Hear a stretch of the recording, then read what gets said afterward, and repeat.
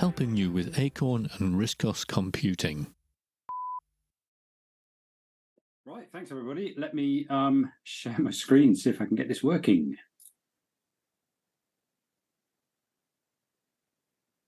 Right, can you see that? Yes, yes. An elite themed talk. Excellent.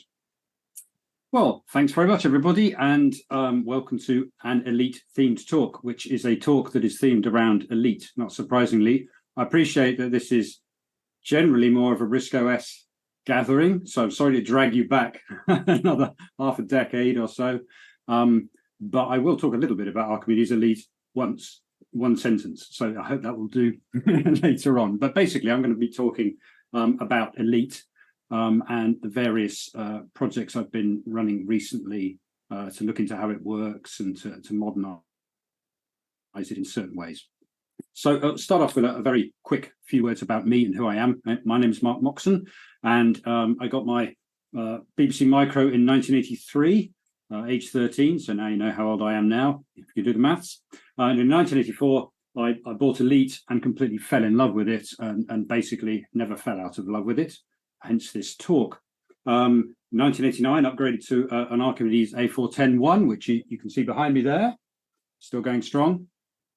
And in 1991, I was lucky enough to become technical editor of ROCC User and join the Acorn journalism crew at an interesting time. The A5000 had just been released when I joined, and while I was there, we covered the A4, the A3010 and 3020 and 4000 and the Pocketbook. So there were lots of new products coming out. And at the same time, I started playing Archimedes Elite. That's the mention of Archimedes Elite I told you I'd bring in. And that was quite difficult because it's played with the mouse, but it is a gloriously beautiful version of the game. And I managed to get to Deadly on that. Incidentally, I got to Elite on the BBC Micro version, so hey, good for me. In 93, I became editor of Acorn User, and we covered the ROCC PC and the A7000 and the birth of online media and various things like that. And one of my proudest achievements was in 1995 when we featured the full unprotected version of Archimedes Elite on the cover disc, which was a big coup. And 1995, I left Acorn User to go traveling and worked at Acorn Australia and Acorn New Zealand for a while, shortly before they both shut up shop, which I hope was nothing to do with my visit. And came back from traveling in 1998 and blagged a job at Zara Limited, who were, of course, the company that Computer Concepts became.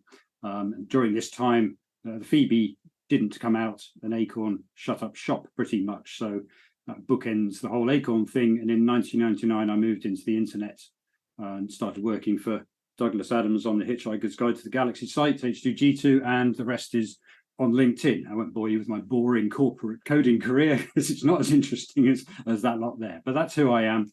I've always been fascinated by Elite, and I have basically come full circle back to it in recent years, as you will discover in this talk. So what I'm going to cover in this talk, I will run through this very quickly, and so you know when to go and make a cup of tea and dip out of the boring part. So I'm going to talk a quick introduction to Elite. I'm sure none of you actually need a quick introduction to Elite, but I'm going to run through it anyway because I've made a video of me playing it and I'm quite proud of it. So you're going to have to watch me play. And I'll talk about my Elite documentation project, which is the main thrust of this talk. I'm going to concentrate on some of the more interesting aspects of Elite and go into them in detail. Start with the procedural universe generation, which is how the authors generate 2,000 unique star systems to explore on a 32K computer. I'll then talk about the 3D geometry and world building, how you actually build a space game and how Elite works in terms of all the ships around it and the maths behind that, which is interesting when it's done on an 8-bit 6502 processor with just addition and subtraction and not much else in terms of maths. I'll then talk about the split screen mode that blew people away when they first saw Elite, with the black and white top bit and the color scanner at the bottom half and how that works. And I'll also have a chat about revs and how that took that concept and absolutely ran with it. And then I'll run through much more quickly a sort of greatest hits of other interesting things, or things that I found interesting anyway. There's the text tokenization system that compresses all the text into Elite. There's the line heaps that enable the game to refresh the screen without having to clear the whole thing every frame. There's the competition code, which Acorn Soft used to check whether you were cheating or not, which is interesting. I'll talk about the 6502 second processor version, which has its own complete API and really is the poster child for tube programs. And it has a strange thing called Tina, which I'll talk about as well. And I'll also have a quick chat about some of the other versions of Elite and how they relate to the original BBC Micro version. And then finally, I'll finish off with some hands-on demos, which could go well or not so well, depending on how hot the CPU gets. I'll show you flicker-free Elite, the Elite Universe Editor, Teletext Elite, and BBC Micro Elite with music, although I don't believe any of the sound is actually coming through via Zoom. So the last one is probably just going to be a slide rather than anything more musical. So let's start off with a very quick run through of what is Elite. I won't dawdle on this too much because I'm sure you will know this, but Elite is a 3D space trading sim. It was released on the BBC Micro in 1984 by Acorn Soft in a beautiful box with a manual, a really thick manual, which was epically written, a novella, which was, and when I was 14, I absolutely fell in love with that book and actually wrote to Acorn Soft to ask them when they were going to bring out the promised sequel, and got a very nice but short letter saying, we're not, shame. And various other bits and bobs like a function key strip and of course the actual game. Don't forget the actual game, that's quite important. Beautifully constructed game, which is all part of the world building. Written by David Braben and Ian Bell. David Braben has gone on to write more Elites. There are 3 sequels to the game: Elite 2, Frontier First Encounters, and Elite Dangerous, the latter of which is still ongoing and actually very similar in flight model and concept to the first game. Which I must say suits me fine. I've spent a lot of time got a VR set up there and have spent far too much time in space playing Elite, in modern Elite, which feels just like the old Elite because they're both beautifully crafted. It was ported to almost every major home computer system and effectively defined the space sim genre. And according to Wikipedia, is arguably the first truly open-ended open world game. So that's quite an impressive accolade. It's certainly one of the most influential games in history. And so let's have a quick demo. This is me playing Elite. Starts off with the iconic Cobra Mark III rotating on the title screen there. And that's the ship you fly in the game. And that's a crate, which is one of the ones you don't fly in the game, you try and shoot. And the idea of the game is to buy goods in lots of systems throughout the gallery. You buy goods at various systems, fly to other systems and sell them and try to make a profit. And in making a profit, you can upgrade your ship with better lasers and all sorts of extra stuff. So the idea is to basically improve your ship and kill people along the way. And the more people you kill, the higher your combat rank, and you try to become elite. So I'm buying some food and textiles here in a place called Lave, and this is the galactic chart. This is Galaxy 1 of 8. There's 256 planets in each one. This is a short-range chart showing a few of them. Each of these systems has a huge amount of data associated with them. Now, that's just going to be something I'm going to talk about, this huge amount of data. But basically, there are 2,000 systems throughout the game, and each of them has this level of data that covers all sorts of things. I'll go into detail about that. Anyway, I've launched now. I've bought some stuff. That's the space station I just left from. It's a Coriolis space station. There are 2 types in the disk version. That's one. That's the planet. You can see it flickers a lot. I'll come back to that later as well. So now hyperspacing to a place called Zeonce, which I chose because it's supposed to be a safe system for me to trade some stuff. And this is the starting command, which has a pretty rubbish laser on it and not a lot else. So I'm going to jump towards the planet. That's the planet I'm aiming for. But I can't jump if there's something in my vicinity. And you'll see from the radar at the bottom of the screen, there is a ship there. So let's go and fly towards it and see if he's friendly. You never know. He might be friendly or he might not. He might fire at me. Well, guess which one this is going to be. Oh, he's firing his laser at me. You would hear that if the sound was on. So I guess it's time to get the lasers out and try to shoot him down. Oh, he's firing a missile at me, which I've just shot out of the air because I'm such an ace pilot. And oh, I've got him. That was easy. Turns out they're not very hardcore in these corporate states. So I've just shot that guy and got a little bounty, which is good. But the point of this was to fly towards the planet and try to sell the goods that are in our cargo hold. So now I'm going to try to find the space station that is orbiting around this planet. When we're near enough to the space station, an S appears in the dashboard as it just has. I've speeded up the next bit because it takes some time. Now, the space stations rotate and they have a slot on one side, and it's the side pointing at the planet. So what I'm doing here is trying to fly between the space station, which is there out of my right view, and the planet, which was out of my left view. You can flip round, find yourself shooting straight towards it like this. You can tell I've done this a few times. And slow back down. And this is a dodecahedral space station.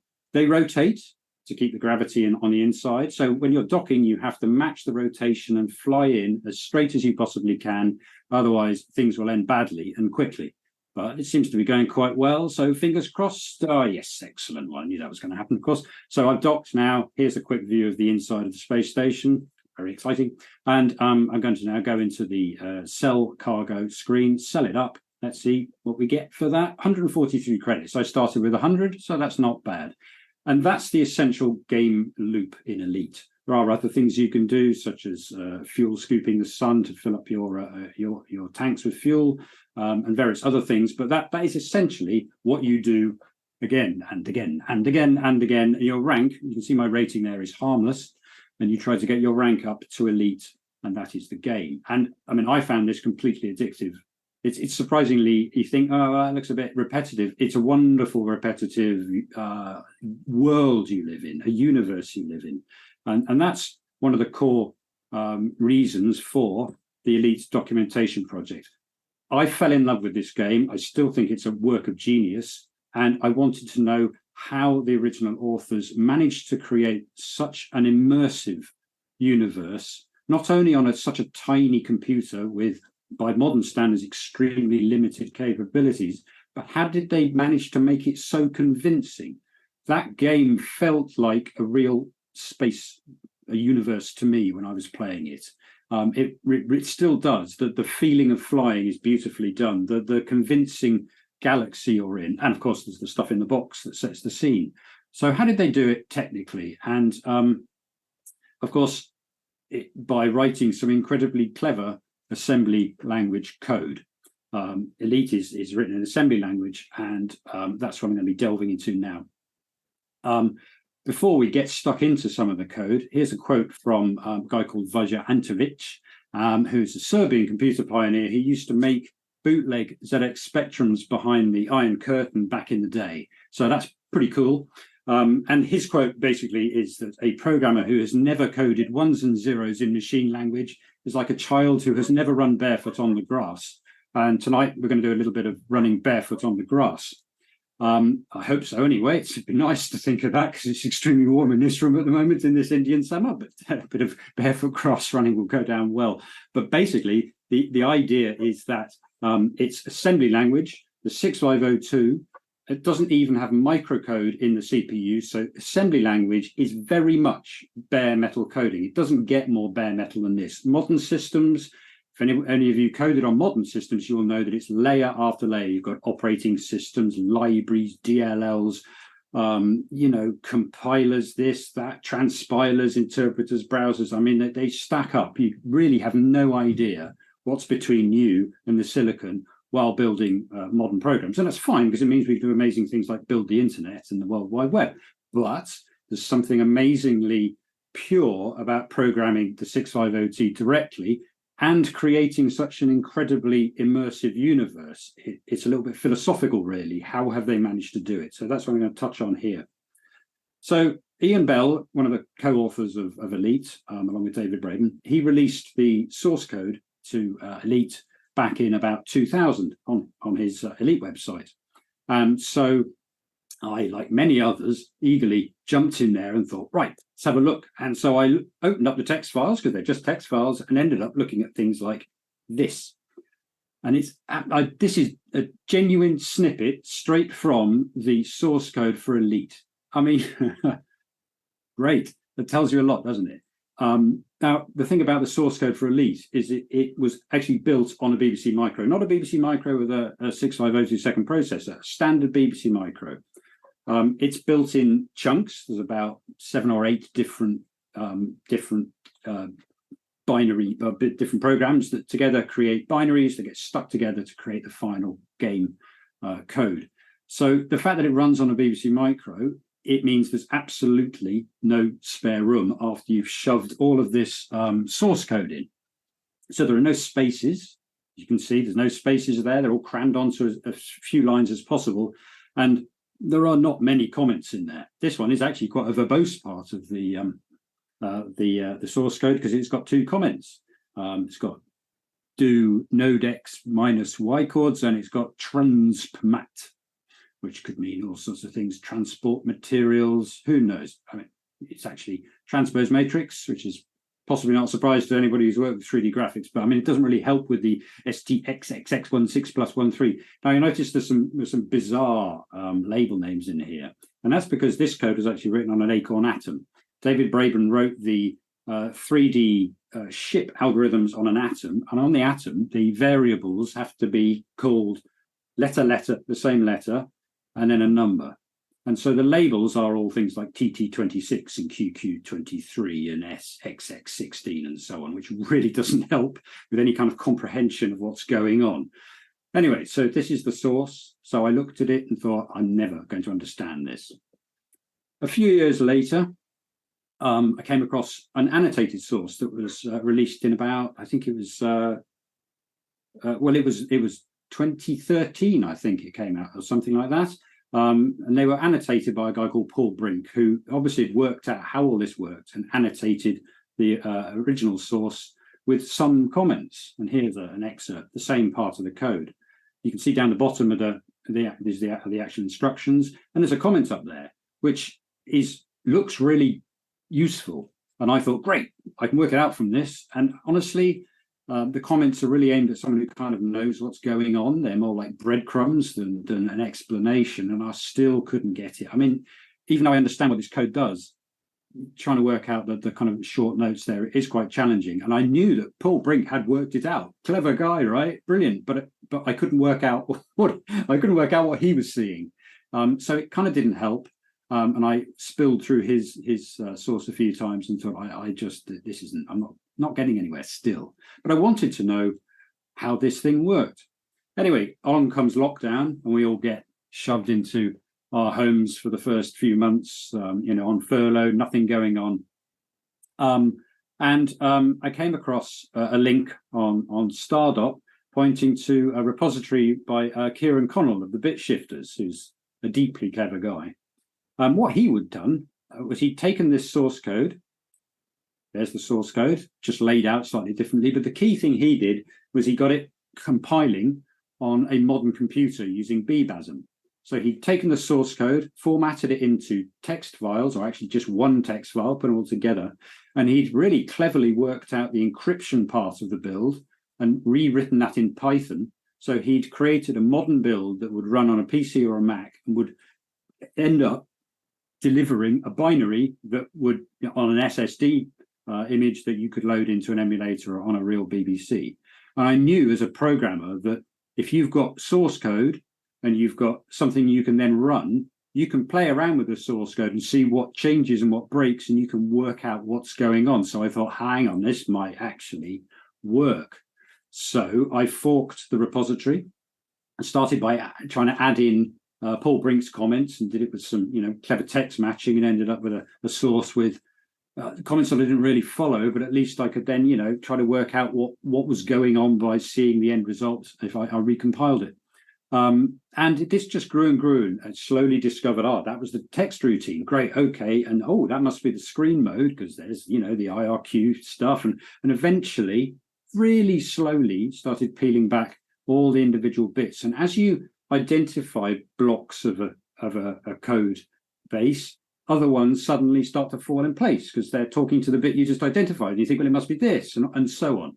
And so after a few months of this and a lot of just heads down, I ended up with a fully documented source code, which was nicely laid out like this. So this is the kind of end result. This is just the same code, lots of comments, little bit of code. It's still the original code. I kept all of the original label names and everything. So it is literally the source code, just absolutely smothered in explanation.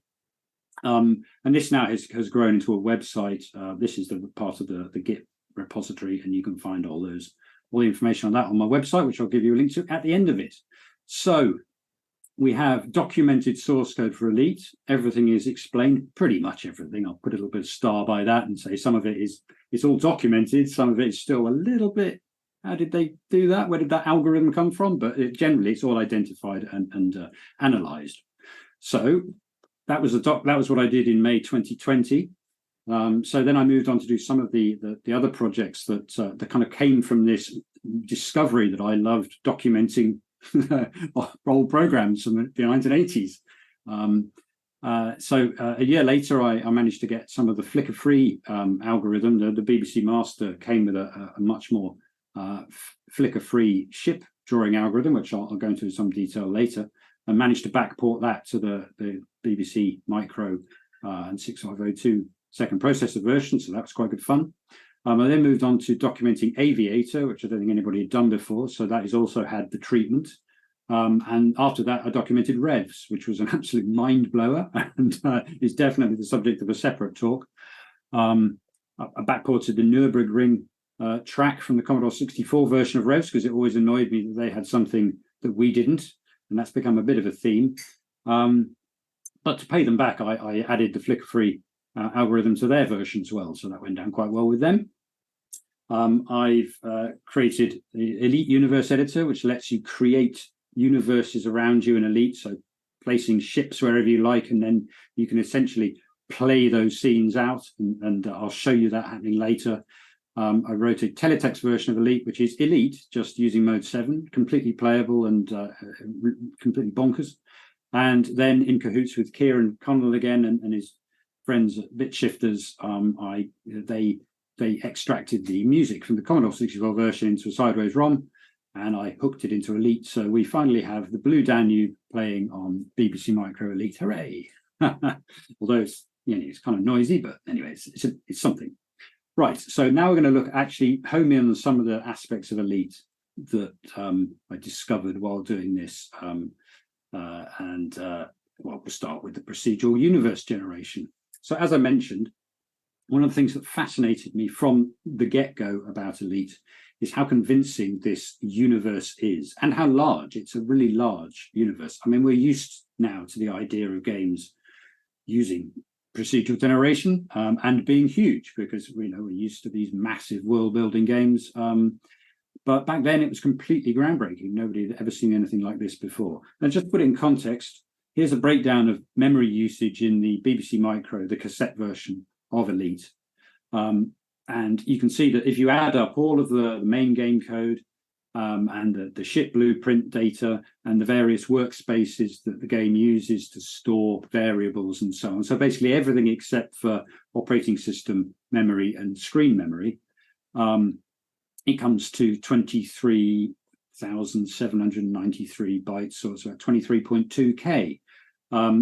There are 66 unused bytes in this version of Elite that I've discovered.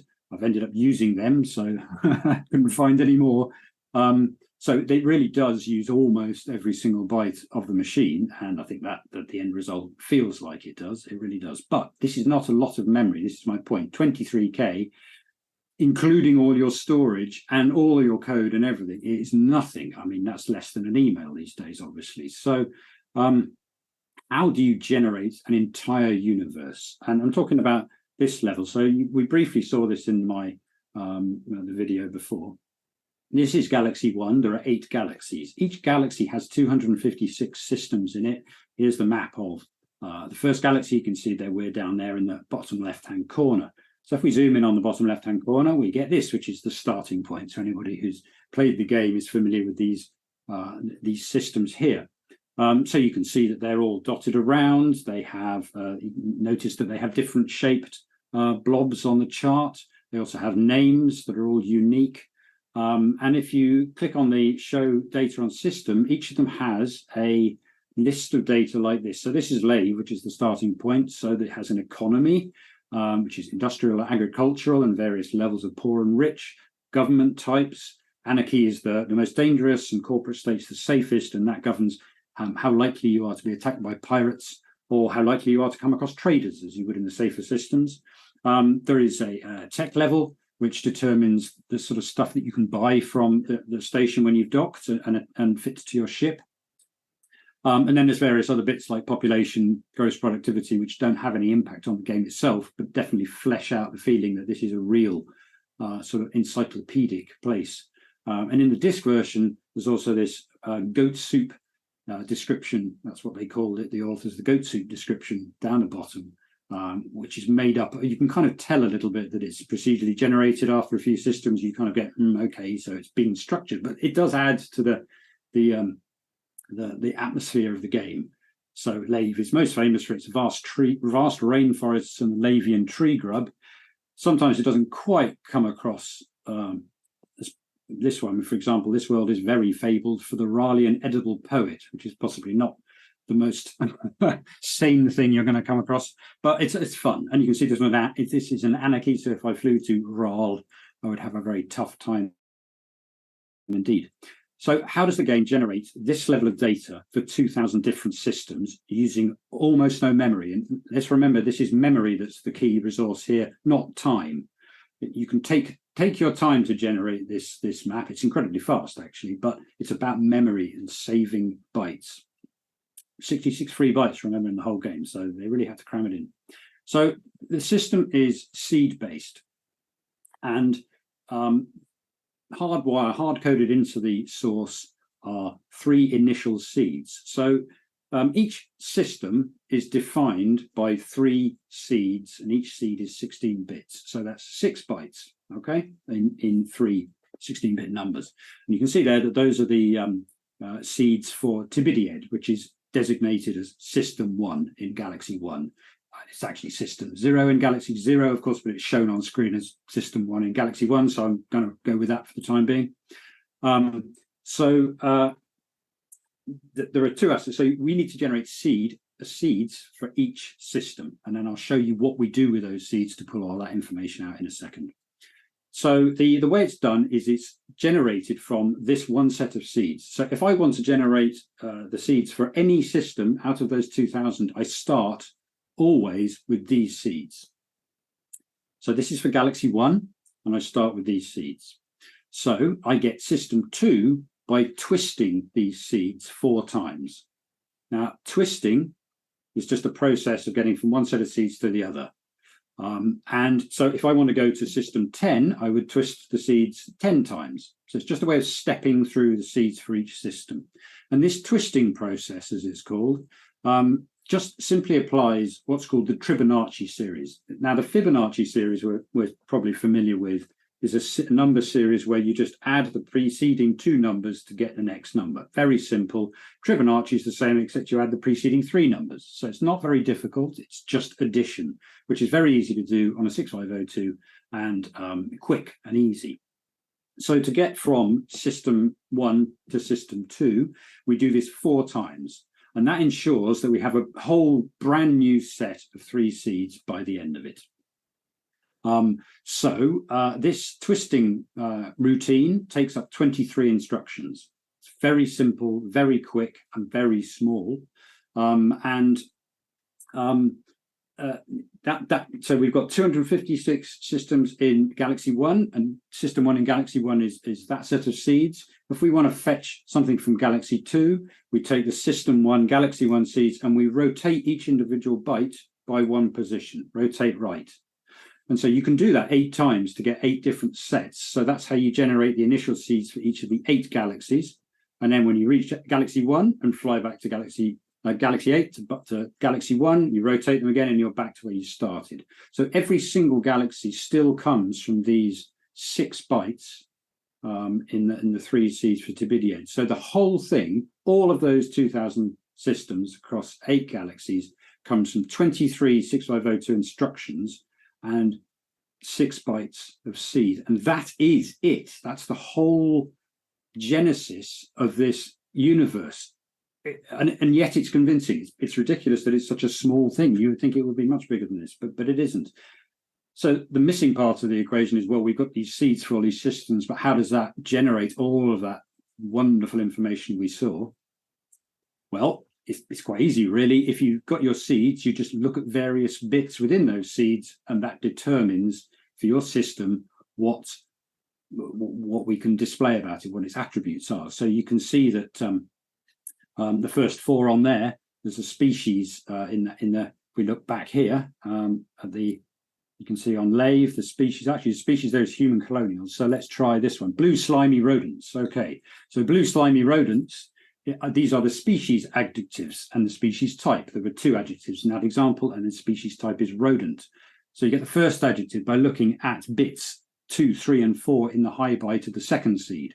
You get the second species adjective by looking at bits 5, 6, and 7 of the high byte of the second seed, and so on. So you can see that in this table, we can get the species, we get the radius, the government type, the prosperity level. All of that stuff it comes from the seeds. And that's not all. So do the galactic X and Y coordinates, which is where they appeared on that chart. So exactly where it appears on the chart is shown. The dot size that is shown on the chart. So you saw that there were some large and some small system planets. So it's everything that we need to do to draw those charts, and information screens come from the seeds. The name as well does. We take the name. There's one bit that determines whether it's made up of 4 pairs of letters or 3 pairs. There's a table in there with a whole bunch of 2-letter pairs that get stuck together, and they're all designed to go together. So there's LA, VE, TI. So they all go together to make up words. And so that bit in, what is it, bit 6, I think, maybe, it's hard to say, it's lined up 6 of low byte of seed 0 determines the length of the name. And then the name token is taken from the high byte of seed 2 there. And what we actually do is take the seeds and twist them 4 more times to get 4 more pairs. There's one pair as well that only has 1 letter in, so that's why you do get odd numbers of letters in the names as well. And altogether, that generates everything in the universe from almost nothing. It's almost biblical, really. It's very impressive anyway, that's for sure. So that's how they generated a universe in almost no code at all. But how did they draw that universe and immerse us in it so that we can fly around in space and feel like we're genuinely visiting all these different places? Well, it's time for some geometry, 8-bit geometry. I'm sure in this heat you're all thrilled to hear that. Anyway, here let's introduce it with this, which is a genuine part of Ian Bell's notes from his original coding. This shows the rotation calculations. I'm not going to explain them all, but you'll see that it contains a bit of trigonometry, a bit of matrix stuff, but actually this is no more advanced than O-level maths, GCSE maths, and it's not that complicated. It looks a bit complicated, but really it's because it's 2 rotations here. One is a roll, one is a pitch, and they're shoved together into a slightly more complex looking system. But this is just a way of expressing the maths behind it. I won't go into the maths behind it, but it isn't as hard as this perhaps looks. So but anyway, the point is that in order to rotate something in space, and this is the equation for, there's a point of space over there, and we pitch or roll, what happens to that point? And this is the maths behind it. So underneath all of this are a whole bunch of maths routines. Now, the authors of Elite were really proud of their maths routines.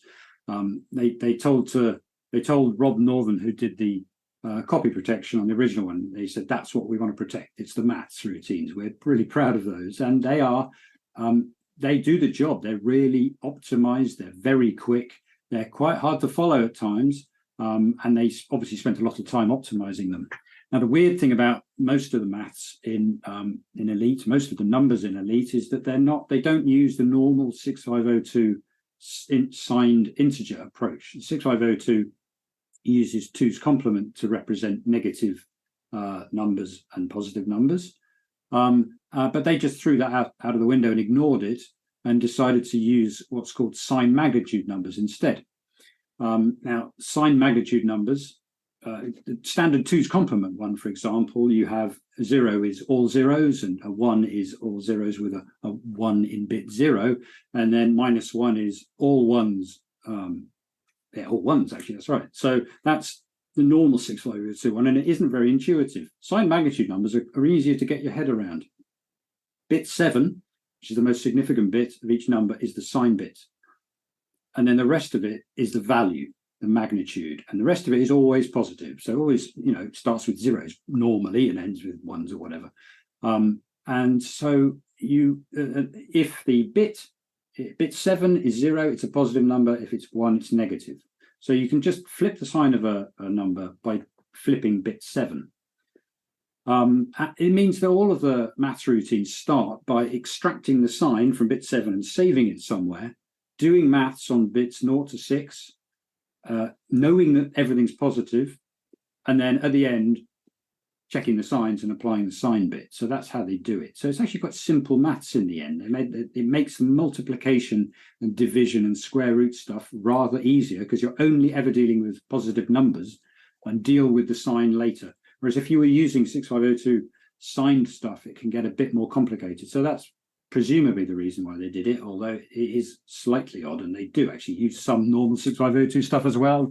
And it is all split across multiple byte numbers. So the highest byte number is a 5-byte number for the cache amount that you have, and sometimes they're big endian, sometimes they're little endian. It's all hugely confusing, and the only way to find out is to pull it apart and see what happened. But you do get the feeling some of this was kind of developed over a number of years by more than one person. But anyway, the end result is incredibly slick, so I'm not complaining.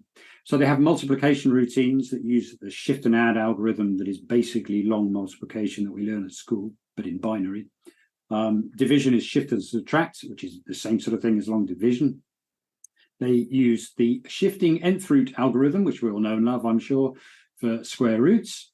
And they also have a random number generator, a pseudo-random number generator, which I'm told is an additive lagged Fibonacci generator. Basically just means it's a bit like the Fibonacci one we looked before. It's a sequence of numbers that takes previous ones to generate another random number. The clever thing about the random number generator is that you can set the seeds and generate random numbers that are predictable.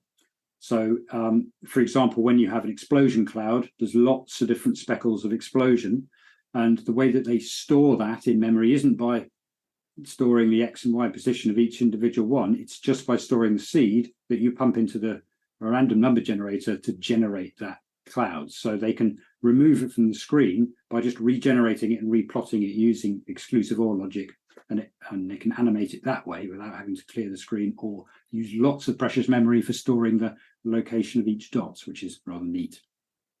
Another interesting point, again, because there's no free memory, is all of these are algorithmic.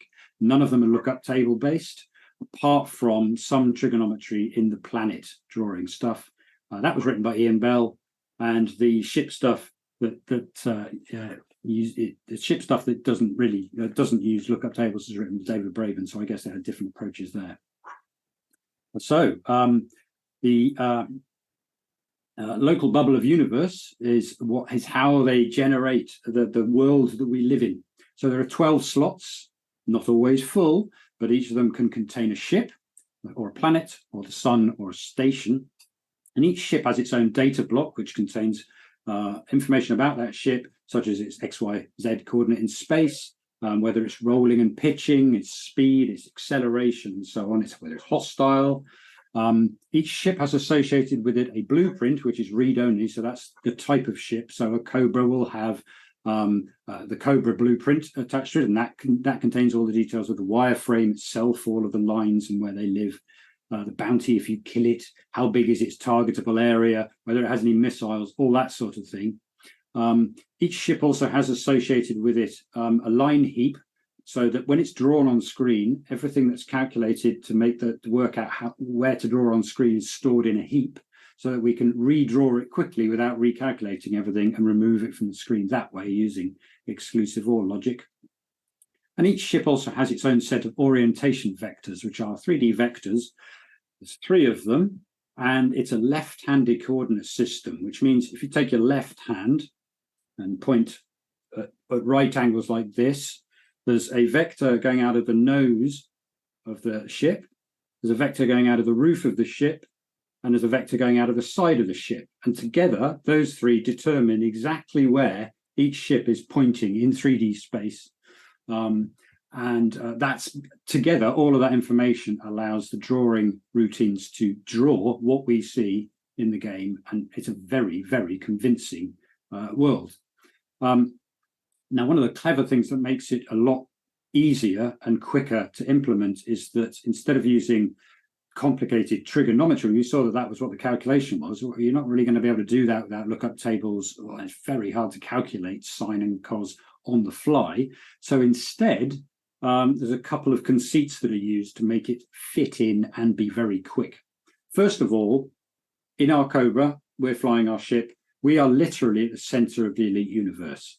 And when we pitch or roll our ship, we don't actually move. Everything else moves around us, because that's a lot easier to calculate if you know that you're always at the origin and you're always up and down and left and right, and that's essentially your reference axis. Everything else is easier to calculate in terms of rotation. So that's what it does.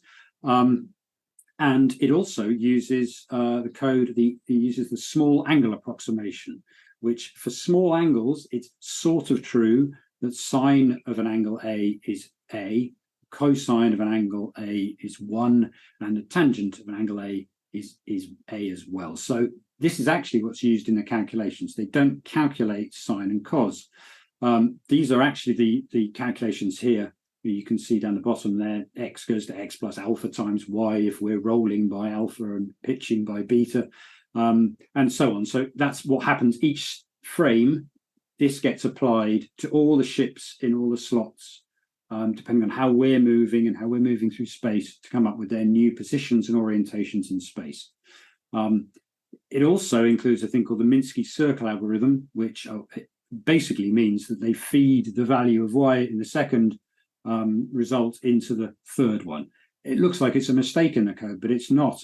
This actually came from a mistake in code in the 1970s, where Minsky discovered that this made circle plotting more accurate, even though it looks wrong. It's a happy accident. And the elite authors knew this and built it in. It's no more effort to use the Minsky circle algorithm. In fact, it's slightly easier, because it just means you take the value that you calculated instead of having to store the original one and use that. So clever stuff, but it's deep. And this is only like a couple of instructions, and yet you get a lot more accuracy for that. It's the attention to detail in this game is astonishing. Here's a quick view of what happens if you turn off the next thing I'm going to talk of.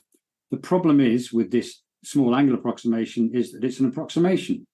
And over time, everything stretches, and your orientation vectors get stretched by the errors, and they stop being orthogonal and right angles to each other. And you can see this is what happens to a space station if you switch off what's called the tidying routine. Now, because the small angle approximation does introduce errors, as you can see, kind of chaotic errors, we have to correct them. And so how this actually works by every iteration around the main loop. Yeah, game over. That's what happens if you don't have the tidy routine. But we've got this tidy routine that runs on every iteration of the main loop, and it tidies one ship. And what it does is it takes the orientation vectors, which by this point are all a bit crumpled and pointing in the wrong direction, and it puts them back to being at 90 degrees to each other and all of length 1. So they're made orthonormal. And without that, the game would fall apart very quickly, and indeed does. So that's a pretty clever way of getting around the approximation issue. And an interesting point, one final thing before we move on to the next thing, which is the split screen mode, is that in the Thargoid mothership, which is basically a flying saucer, the side vector actually points out of the roof. So if you were compared to the normal sort of ship flying, if this is your flying saucer, then this is actually the side vector pointing up. So it's like that, actually, in space. And that means when it pitches like this. So it rotates like a rotating flying saucer. If it was the normal way around, it wouldn't. It would kind of flip in a weird way. So they flipped it for that one so that we get genuine flying saucers in the game with no real extra effort. I thought that was a pretty neat little number. Right, let's have a look at the split screen mode, because this is quite intriguing. So here's the split screen mode. This is from the box art on the back cover. Iconic image for fans of Elite. And you can see that the top part of the screen is black and white and high res in contemporary terms, and the bottom part of the screen where the scanner and the dials are is 4-color and actually has double width pixels. So it's half the resolution, half the horizontal resolution. This works amazingly well for this game because everybody knows that space is black and white, so it doesn't matter that it's monochrome, and it enables you to have a lot more information in the dashboard at the bottom. But how did they do this? Because basically the top part is mode 4 screen, and the bottom part is a mode 5 screen. And these are not the same screen mode. So there are 2 tricks to creating a screen split screen mode like this. The first one is that this is a custom screen size. It's, in fact, if you go back and look, it's not a traditional BBC Micro screen shape. It's not rectangular, it's square. It's 256 pixels across. It's 248 pixels high. I'll explain why it's 248 in a second. But it's essentially square. Let's think of it as square. And it's 256 by 256. And this makes the maths a lot easier when trying to work out if things fit on screen or not. Everything in Elite is calculated to 16-bit accuracy. So are the coordinates. And so when projecting something onto the screen, we can project it onto our screen using 16 bits. And if the top byte is 0, it's within the 256 by 256 screen. That's a really quick check. You're just checking one byte for whether it's non-zero. So the clipping is a lot quicker than it would be if you had to worry about a rectangular screen. So that's one advantage. And the other advantage is that they enabled them to, as I said, it's 256 pixels high, not 200. It's 248 pixels high, not 256. The extra 8-pixel character row along the bottom is hidden from view and actually contains code. So it contains the Python ship blueprint because that's about the right size for that bit of memory. So they did use a little bit of the screen and just not display it for extra code, which is pretty neat. And we'll see what Revs did with that later on in a minute. So we've got the split screen mode there, and then having got this neat little square screen mode, the next thing is to try to make it switch from one screen to the other at the right point. Now remember, this is cathode ray TV, so the screen is drawn by starting the top left-hand corner and drawing dots along like this with the TV cathode ray gun, and reaches the bottom and then reaches something called a vertical sync and then jumps back to the top. So the way that this works is we set a timer in what's called the IRQ handler, and we wait until it gets down to vertical sync, which is kind of just below the bottom of the screen. And at that point, go, right, let's set a timer using the 6522 system VIA. There's 2 of those in the BBC Micro, and it supports timers that tick down at 1 megahertz. So they tick down 1 million times a second. So we set a timer to 14,622, which was a number that was presumably calculated through lots of trial and error and until it worked properly. And you can calculate why it's that number, but I'm not sure what their process was back then. We start that ticking. And at that point, we also program the system to display in monochrome mode 4 for the space view. And we do that by programming the video ULA, which is another chip in the BBC that is responsible for implementing all the screen modes that we're familiar with as users of the machine. So at the moment, the cathode ray is at the bottom of the screen and it's mode 4, and then it jumps to the top and starts drawing mode 4. We're all happy, and this is the space view coming up on the screen. And meanwhile, this 6522 timer is ticking down all the time, and it hits 0. And guess where it hits 0? It hits 0 exactly where we want the space view to turn into the dashboard. And at that point, it triggers an interrupt, and we reprogram the video ULA for mode 5 so that the pixels suddenly get double width, and we apply the palette that's for the dashboard of those 4 colors, and continue on drawing now in mode 5, and then it eventually reaches the bottom, does another VSync, and we're back to the start of the whole shebang. So that's how it works. Now you'll notice that if you're accessing the disk in Elite, the interface between the space view and the dashboard flutters around a bit. It's quite noticeable when if you load your commander. It's not perfect, and that's because the interrupts are coming in from the disk drive and slowing everything down a bit. so that it screws up the kind of timing of the interrupt because it's busy dealing with the disk drive. Thank you very much, and it will miss a few. It will generally come in late, so the top bit of the dashboard actually still remains in the wrong mode. So yeah, so that's what that's about. But it's an incredibly sophisticated and very convincing little trick, that. So a very quick sidestep here into revs. And revs takes this idea of the screen mode and completely runs with it. This is the revs screen, and I mean, you might think, yeah, okay, I can probably spot that this is a split screen mode because the shape of the text at the top there is a kind of mode 4 type size. And if you look at the number 4 down in the bottom right on the gear stick, that's a bit wider, isn't it? That's a bit sort of mode 5-ish. So yeah, there's probably something going on here. And then you look at it and think, okay, how many colors are in this screen mode? There's yellow text there, there's a blue sky, some green grass. There's white and red on the side of the track. There's the black track, of course, and then there's some cyan down at the bottom. So that's 7 colors. So this is presumably an 8-color mode. So it's presumably modes 2 and 1, but it isn't actually. This is a 4-color mode all the way down, but with an incredibly clever amount of palette switching and mode switching. So in Elite, there are 2 modes. There's one switch, it's at the dashboard. In revs, there are 5 different sections, each of them with a different palette, and the top one with a different mode. It uses exactly the same system, but it's multiple timers that cascade one after the other. So no difference in the approach, but it's super sophisticated. Not only that, the top part of each section is cleverly designed so that if the switchover is slightly delayed, you won't know, because the colors that it's switching out, it doesn't use in the top band of each of these strips here on the screen. So it's rock solid and never goes wrong. You never see it flicker. It's really beautiful.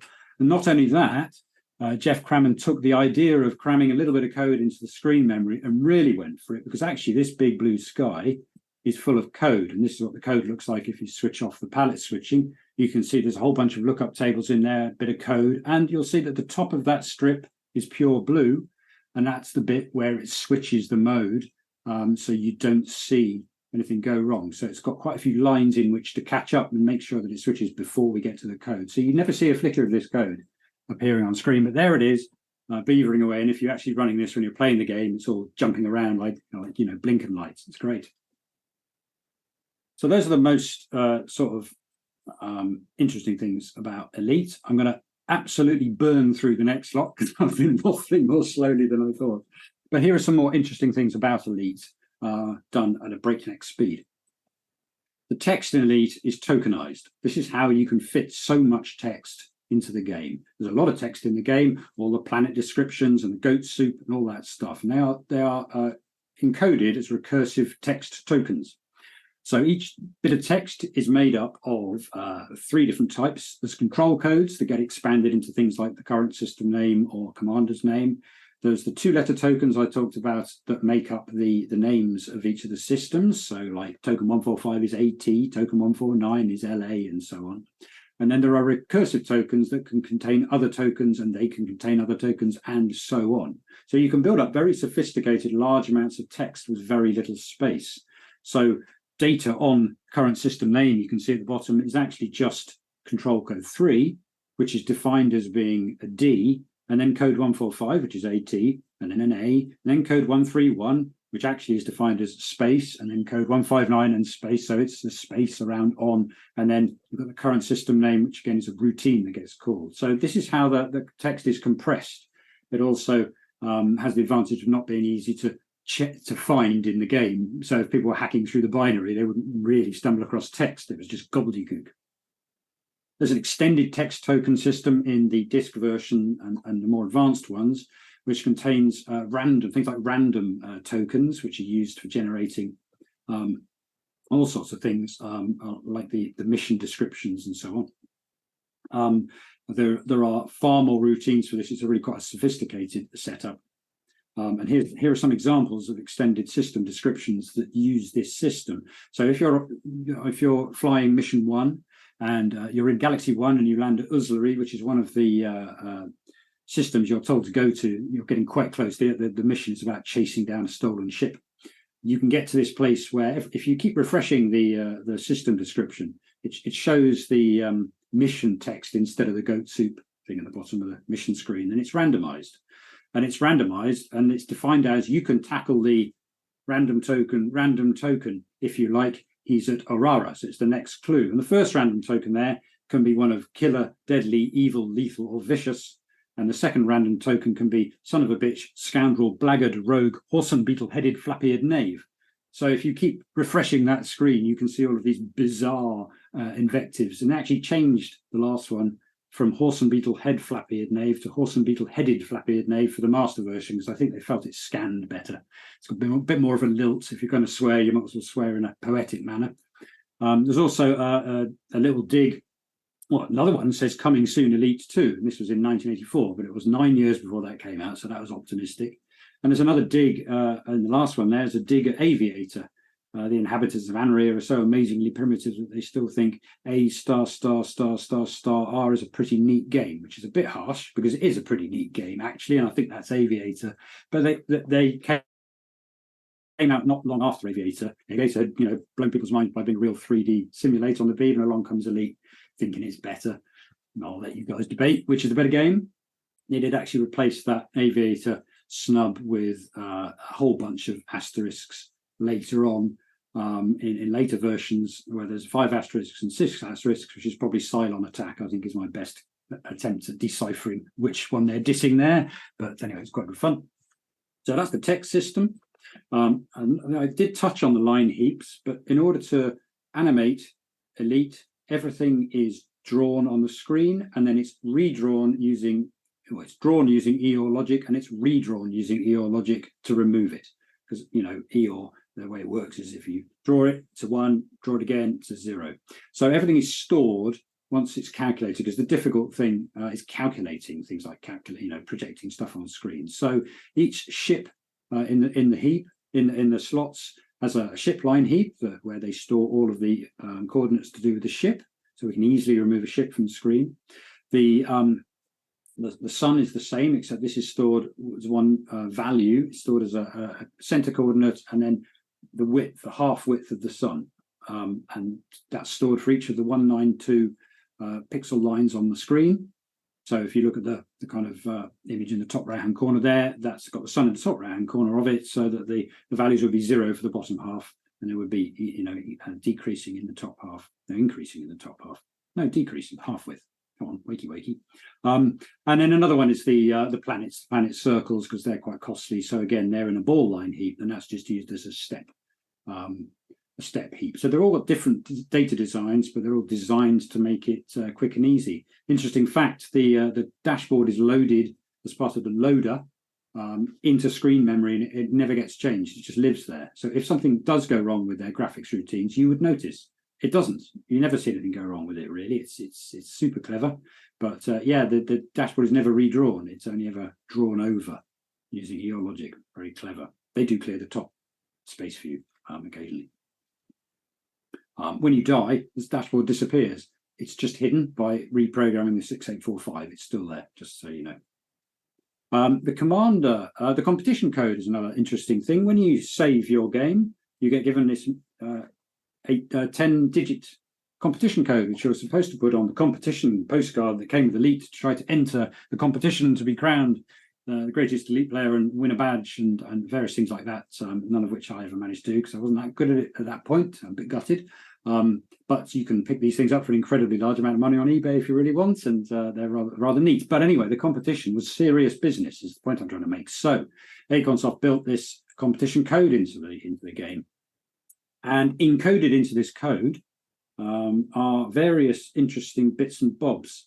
So you had to put on the postcard, you had to put the code, your credit rating, your amount of credits, and your combat rating, and they were able to cross-reference it with that code and tell if you were lying or not.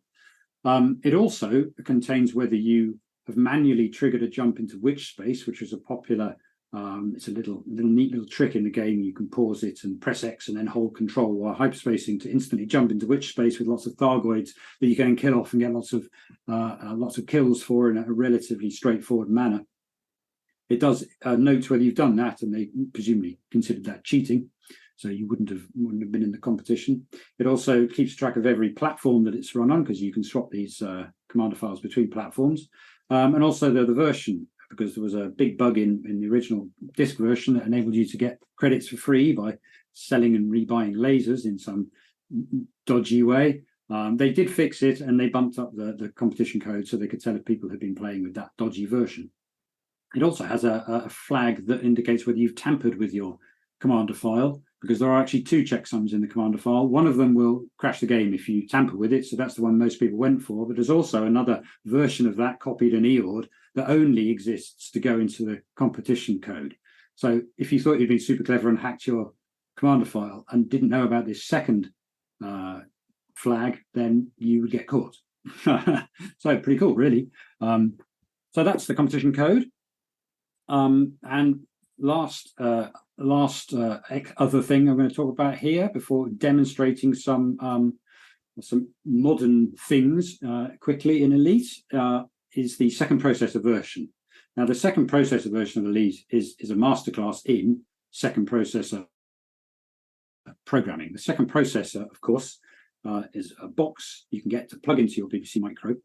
Inside that box is a CPU and memory. It's a self-contained computer, but it doesn't have a keyboard or a loudspeaker or monitor ports and so on. And that's what the BBC Micro ends up being used for. So you have the second processor, which is your CPU, and it could have been the 65C02, which is the 6502 second processor. They sold the Z81, a 32016, and of course, famously, the ARM evaluation system, which was where the ARM 1 was put in, and that's where all of the the whole ARM and everything, that's where it was developed. The Archimedes was developed using BBC Micros originally to get stuff going before they came up with the A500, and the rest is history. So a really neat system, and most of them, I mean, the 6502 second processor does contain 64K and a 50% faster CPU. It's a 3 megahertz CPU rather than 2 megahertz. So that most people bought one of these, bolted it on, and ended up using it for things like word processing, because you could have bigger documents. But Elite really went for it and used the whole tube system in a completely kind of the way it was intended, I guess, but which took a lot of effort. And this is the poster child, if you like, for host usage. So a bit of terminology. The BBC Micro in this is known as the I/O processor because it deals with I/O. So remember, it's also called the host. I can never quite remember which one's the host and the parasite in this, because the second processor is called the parasite. A bit of a strange one, because it's a parasite that's kind of latched on to the host. But anyway, I/O processor is obvious. I'll stick with that one. And then the other one's the parasite. So the parasite is the brains of the operation, and it controls the BBC Micro and kind of tells it what to do. So in Elite, what they built is an API. That's what we would call it these days, from which the main game that's running on the 6502 second processor communicates with the I/O processor and tells it what to do, i.e. draw the screen like this, make this noise, save this commander file, read the keyboard and tell me what the user is pressing. And meanwhile, it's all sort of hard maths and so on is going on in the faster processor, which is why it's a much faster game. So there are two ways to communicate from between the parasite and the I/O processor, and they're using the system calls that I never quite know how to pronounce because I've only ever read them in books. WROCC, don't know if that's how you guys say it, but that's how I'm saying it. WROCC and OSWord, which are basically used for WROCC is for single byte one-way commands from the game running on the processor. Send a command and then get on with what you're doing. And then OSWord is much more sophisticated. You send a block and then you wait until there's a block returned back. So there's two different ways of talking.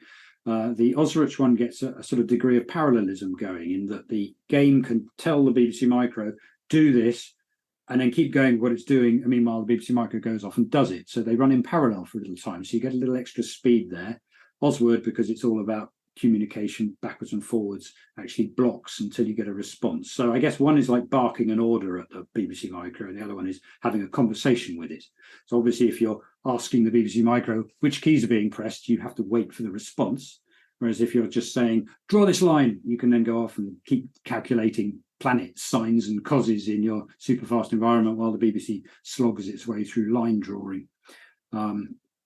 So that's how the Elite tube works. And finally, very last one in this is another 6502 second processor thing called Tina, which is buried in the code, isn't used, but it is there. And just before, so you've got the I/O processor, the BBC Micro. The way it works is it starts up, runs its code, sets things up, and then stops and sits there listening for orders from the 6502 second processor, which is running the main game.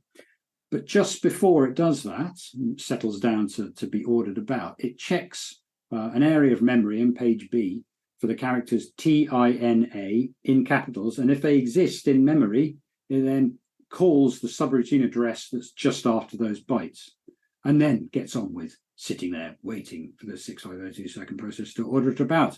So this enables us to add in extra code into the out-of-the-box 6502 second processor version of Elite, simply by ensuring that our code is somewhere in memory that we know won't get overwritten by the game, and we put Tina and its address into page B, and then run the game as normal, load it as normal, and Elite will load up, get going, set everything up, and then go and run our code.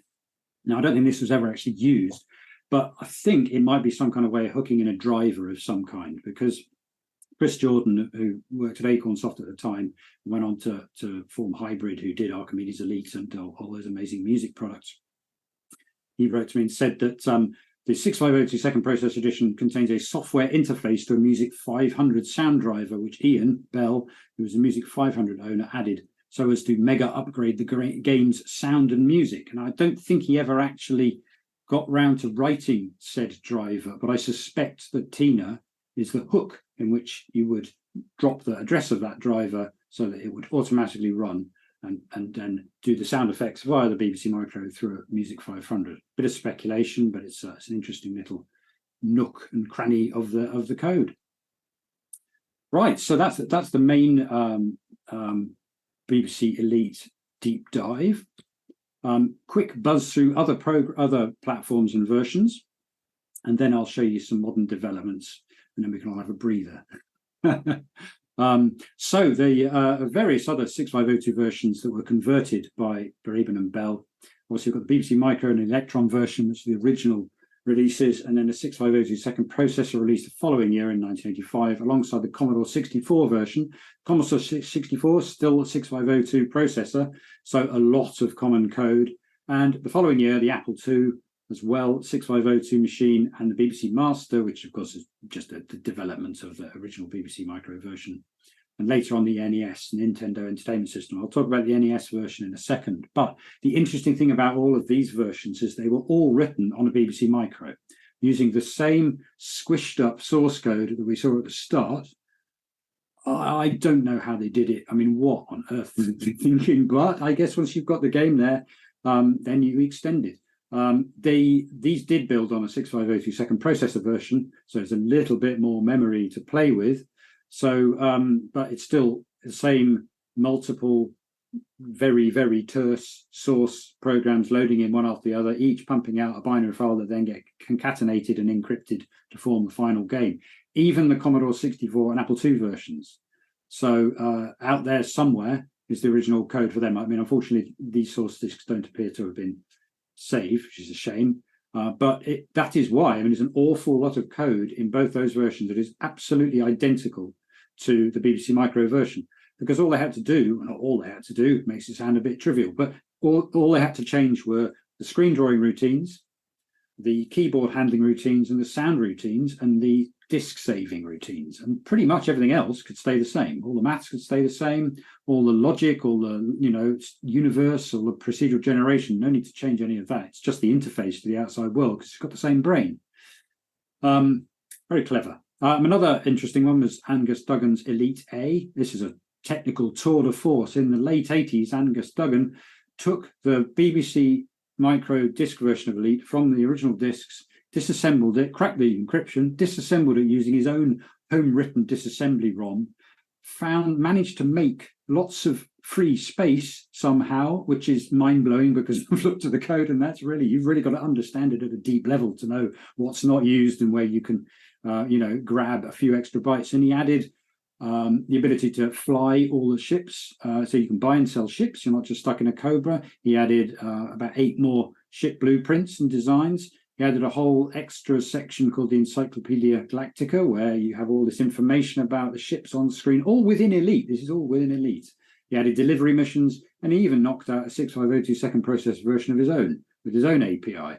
I mean, honestly, it's just showing off by this point, isn't it, really? But it's quite astonishing.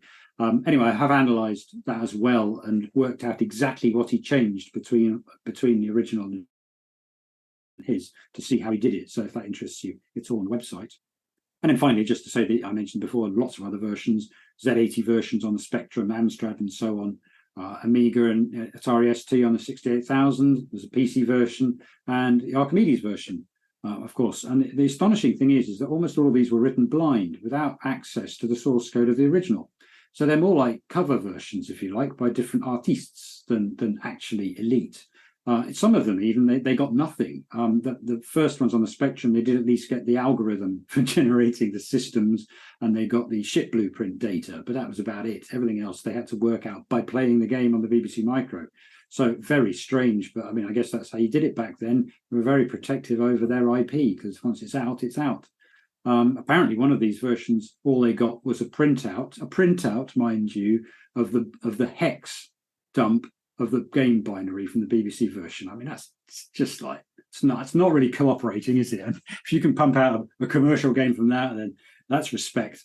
But yes, anyway, so it did proliferate through an awful lot of home computers, but whether it's subtly different on all the other platforms, I guess that's a polite way of saying it.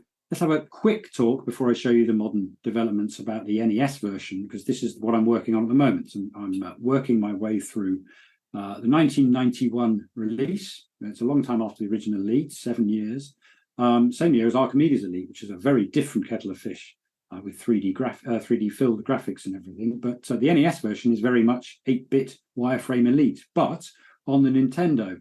And the fact that it's on the Nintendo Entertainment System is mind-blowing, because the Nintendo Entertainment System does not support normal screen graphics. It's tile mapped, so it is made up of tiles.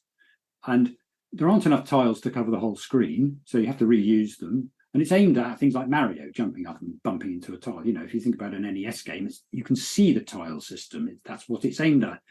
But no, Elite does indeed work pretty well. It's very impressive. And as Ian Bell said here, the NES is his favourite published conversion, was not thought technically feasible until they'd done it. It's almost all Ian Bell's work, I believe, but if David Braben did do some of it, hats off to him as well. It's astonishing. Anyway, so 128K of code. That's code, not variable storage. So it's an awful lot. So it's 5.5 times the size of the cassette version of Elite. So it's taking quite a while to wade through it all, I have to say, but it is fascinatingly done. And it contains an awful lot of the original BBC Micro code. So it's pretty good to see Nintendo, one of the most technically advanced Nintendo games ever released is a BBC Micro game. Yes, in your face. And it deals with the fact that there are only 1, 2, 3, 4, 5, 6, 7, 8 buttons on a Nintendo controller, compared to the BBC Micro's keyboard. And Elite used an awful lot of the BBC Micro's keyboard. It has an icon bar on the bottom where you can move a little pointer over the icons and select them. It's kind of difficult to play, but the fact that it works is absolutely mind-blowing. And anyway, information of this will be coming out over the next few months as I finally get around to finishing off and writing some deep dives about things like bit planes and palette swapping. Actually uses the same palette swapping technique as Aviator to get smooth animation, so that's quite nice reference. Anyway, that's the NES version, so that's the next bit for this this project. So I'm going to show you some programs now rather than talk slides, a bit more interesting. So modern developments, let's start off with flicker-free Elite. So the BBC Master, when it was released, had a less flickery ship drawing algorithm.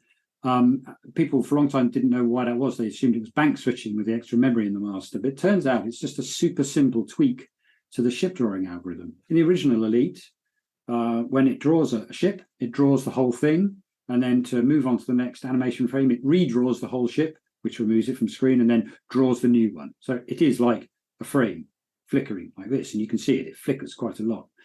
And the master tweaks this so that it only does it one line at a time. So it redraws a line to remove it, and then draws a line of the new ship, and then goes and erases another line of the old ship and draws another line of the new ship. So it's much more interleaved, and it's a lot smoother. It's less flickery. It's a little bit wobbly is the trade-off, but it's quite impressive.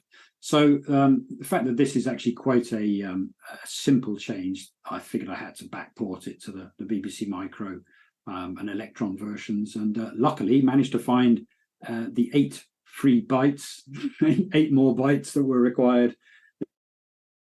There's an unused multiplication routine that was left in there. Oh, perfect. So that then became the extra few bytes to flicker free. So I'm going to try to see if I can change. Let me see if I can change this to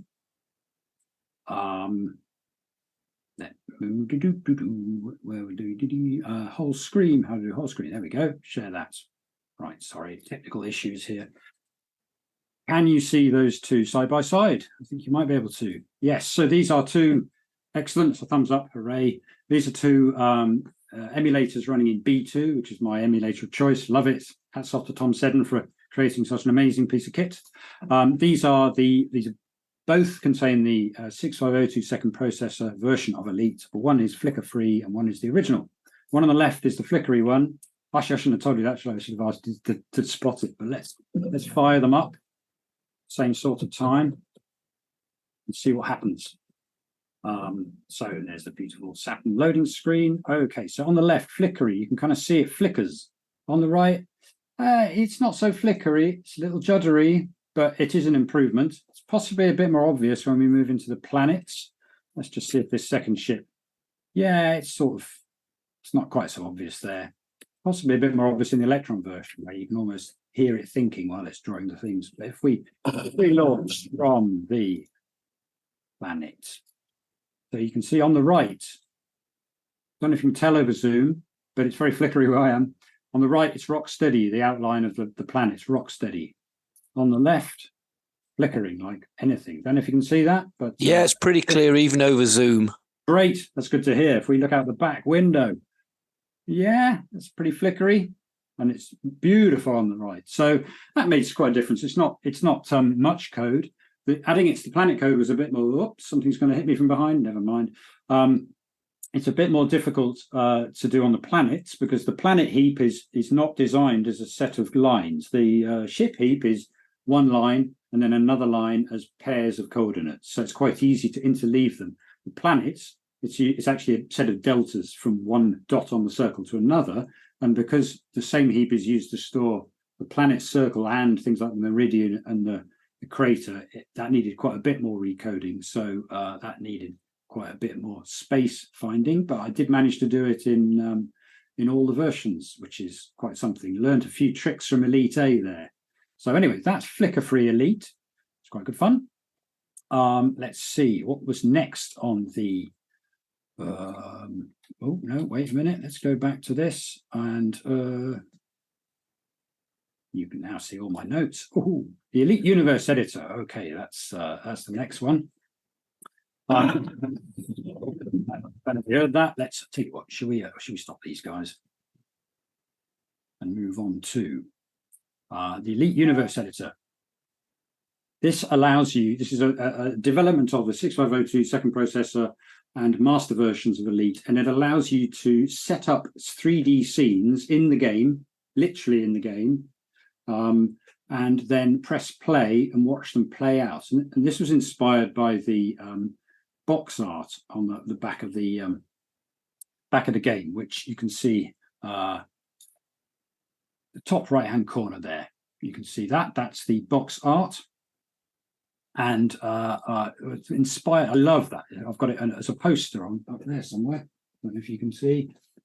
If my camera moves, Oh, not quite anyway. It's on the wall up there.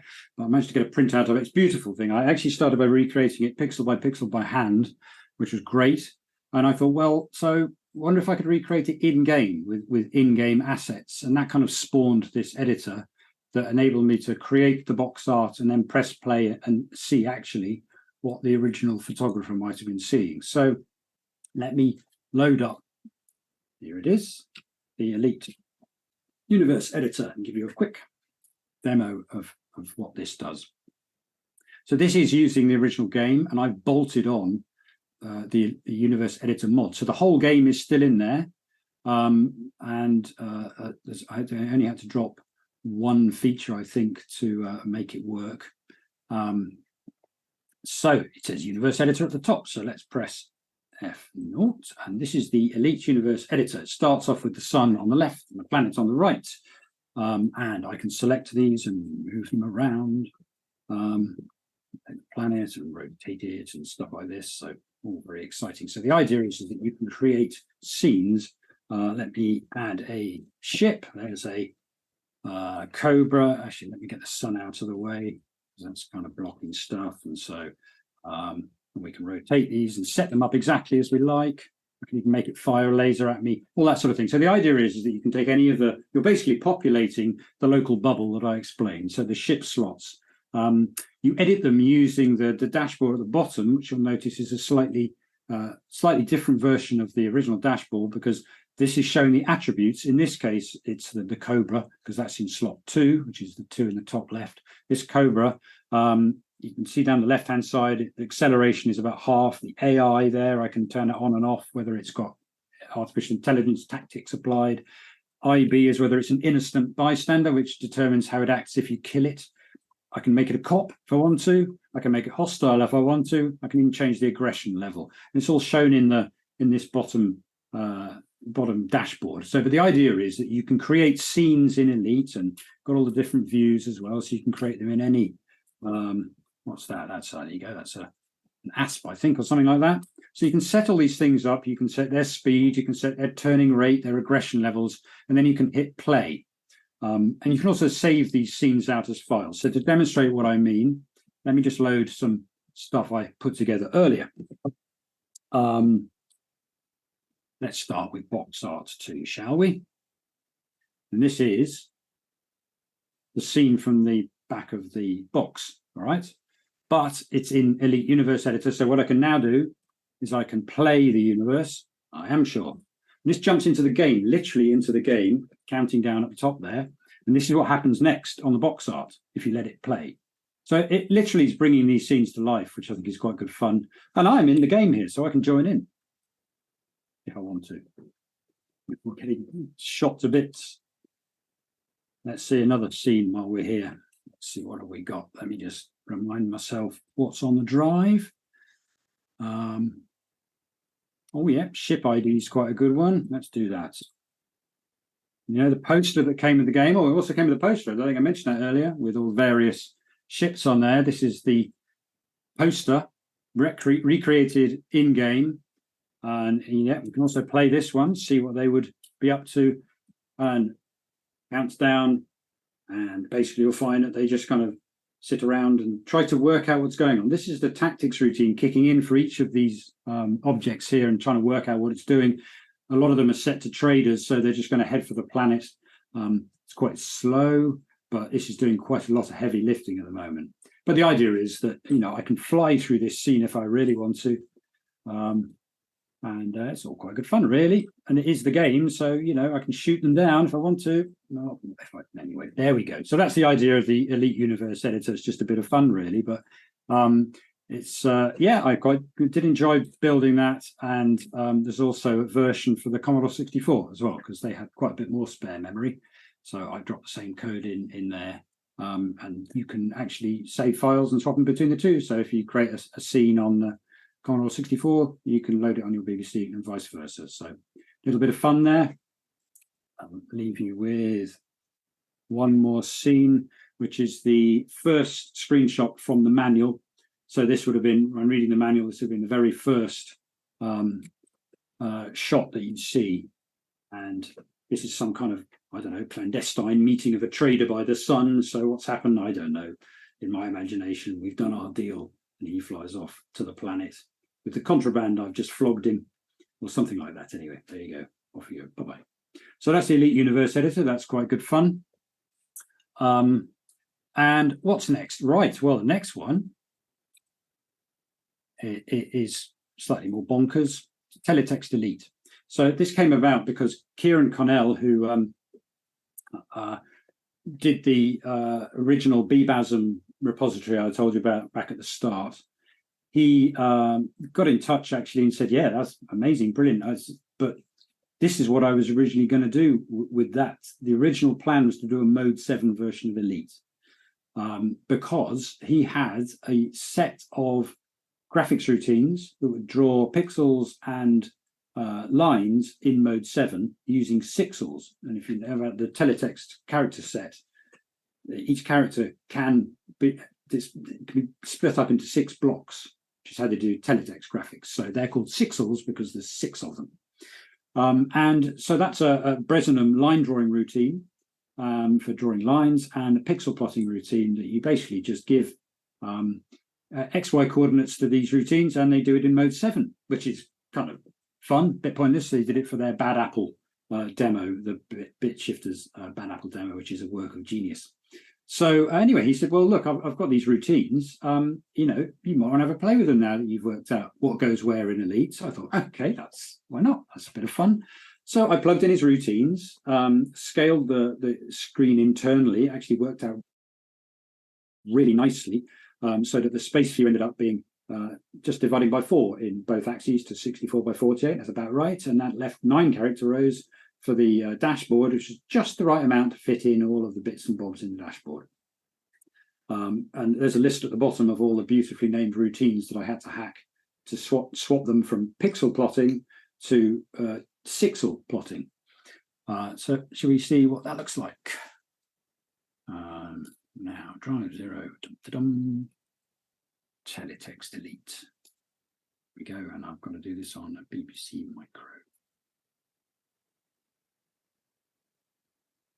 So it starts off with teletext version of the Saturn loading screen. Yes, look at that, beautiful. And so here we go. This is the famous Cobra Mark III loading screen. I can load a new commander. I might as well load Commander Max, so you get to see everything in full glory when we go to the status screen. This is the crate that we saw at the start, so that's all very pretty. There we go. Let's get rid of that. Let's see. So this is my commander, and you can see it works quite well in Mode 7. I mean, Mode 7 is a beautiful thing. So all of the text screens, such as, you know, oh, I've got no cargo to sell, equip ship, looks very nice in teletext. Beautiful. Bit trickier on the old galactic charts, to be honest. That's not so great. It's not bad. Short range chart. Well, you see now, this gets a bit tricky because the challenge with teletext is that things like color, you have to do by putting a color character in a cell, and then everything turns into red or green or whatever after that.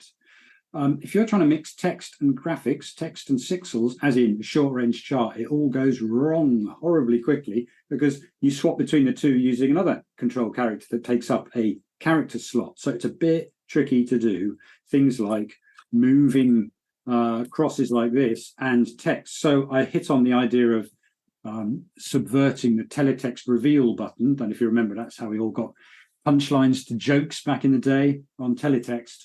So if you hold R, it reveals the graphics. And so you can actually kind of use this to work out where to go. There we go, Diesel, ESO there. And we bring up the data. Again, looks rather nice in Mode 7, I think. So what have we got? We got market prices. This is another one. So this is the market price screen.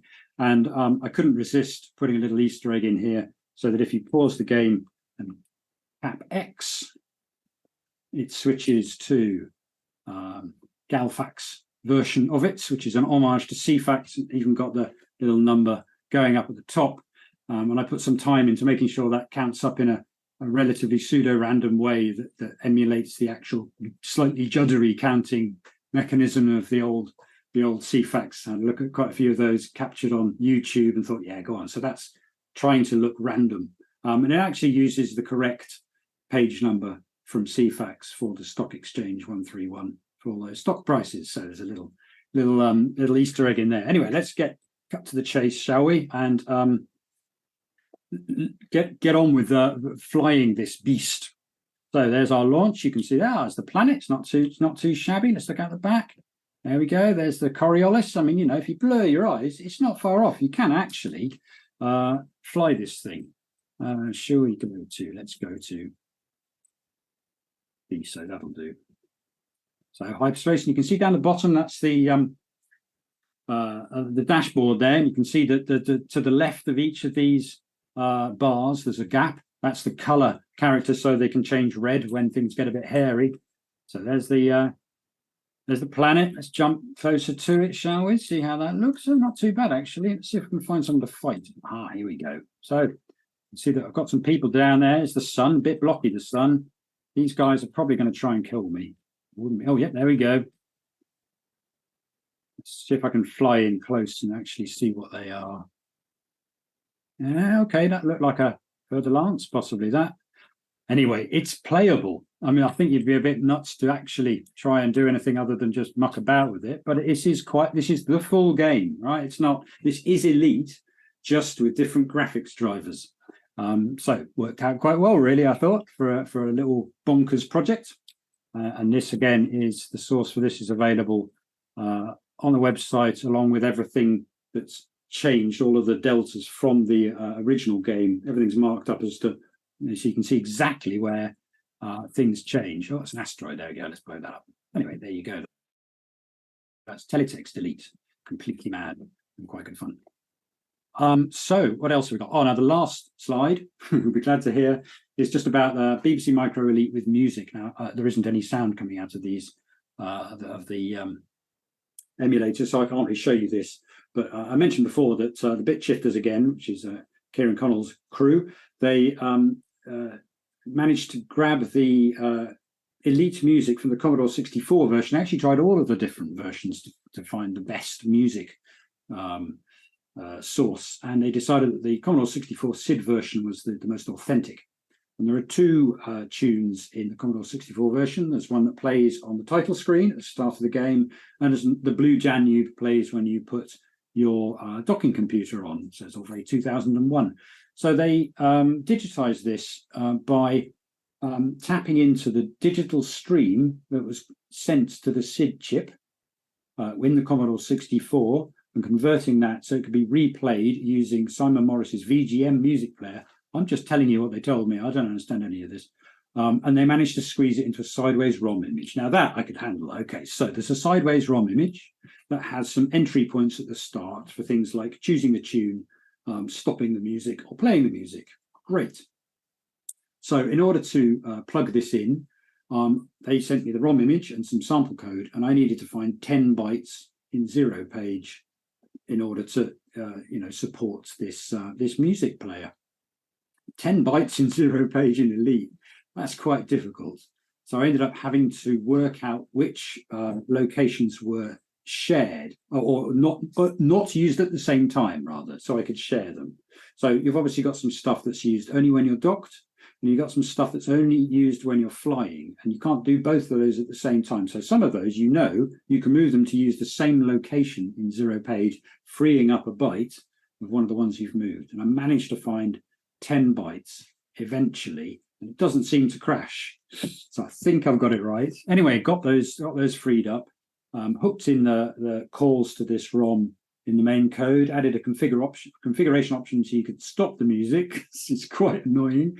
And dropped in some sideways RAM detection from Tricky and a sideways RAM loader routine from JG Harston, and dropped those on the disk, and it works on a BBC Master and a BBC Micro with 16K of sideways RAM. So that's yet another feature that we've brought back from the Commodore 64 back to the Beeb, and it's pretty glorious, really. Works very well.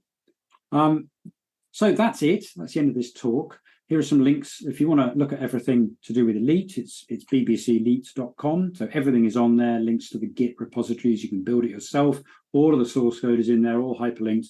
There's a whole bunch of deep dives. I think there's about 85 deep dives on there. You can compare the different versions of Elite. You can download them all and play away. And if you're interested in aviator, it's aviator.bbcelite.com. And if you're interested in revs, it's revs.bbcelite.com. And that is the end of my talk. Thank you for listening.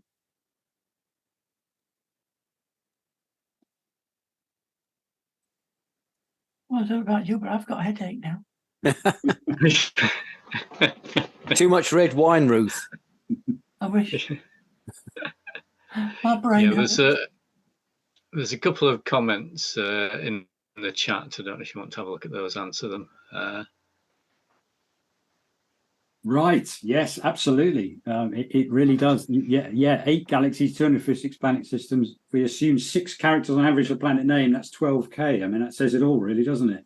It's amazing how big text files get in this context, and yet we're used to them taking up no space at all in the modern era. So yeah, that says a lot. Split screen can be a little flicker even without disk access. That's true, because of course there are lots of other interrupts like keyboards and stuff like that that do get in its way. Well, the tricky thing about Elite is that where it changes without any kind of gap. And the way that Revs minimizes this flicker is by having the top part of each switch does not use either of the colors that we're switching. So so if it's delayed, you don't ever see it. And the only part where it switches the mode, which is just after the very top bit, the top 2 lines of text, it switches and there's just a big gap of blue. So everything is set to blue for that. And so if anything goes a bit wonky, it's just done in this invisible bit. So you could do it in Elite, but you would need to insert a buffer, which would, of course, change an awful lot. It would be pretty difficult to do because it's already absolutely crammed. You can't really make it any taller because it's using the Python. The Python ship blueprint is shoved into the blank spare row at the bottom of the screen. So it's difficult to see how you could. I mean, you could ditch the Python from the game and shift the dashboard down and use that block and then get rid of the flickering. But it's not that bad, really. I think it's kind of a sweet little artifact of the game. So I think that would be difficult. But that's it's the difference between Elite and Revs there. And it's one of the things that when you see it Revs, you don't think that it's switching in this crazy way because it's so rock solid. But then if you look at it also, there's quite, all the business is going on in quite a thin strip down at the bottom. There's a big empty blue sky. So I guess, it's not really fair to compare the two because Elite is all about everything happening all over the screen all the time. So a bit of a harsh comparison between the two there, but yeah, that's that.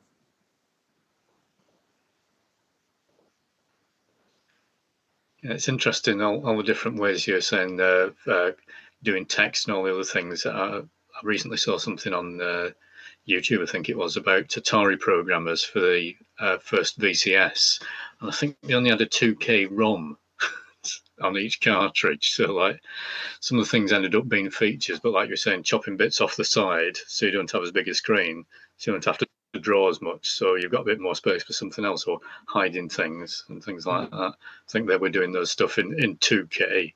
I know, it's amazing, isn't it? I mean, the Nintendo version of Elite only has 2K of RAM. In the NES only has 2K of RAM, and the default size of ROM is 32K. But they invented ways of shoving extra hardware in the cartridges so that the Elite NES ROM contains 128K, but it's bank switched. So there's 8 different banks.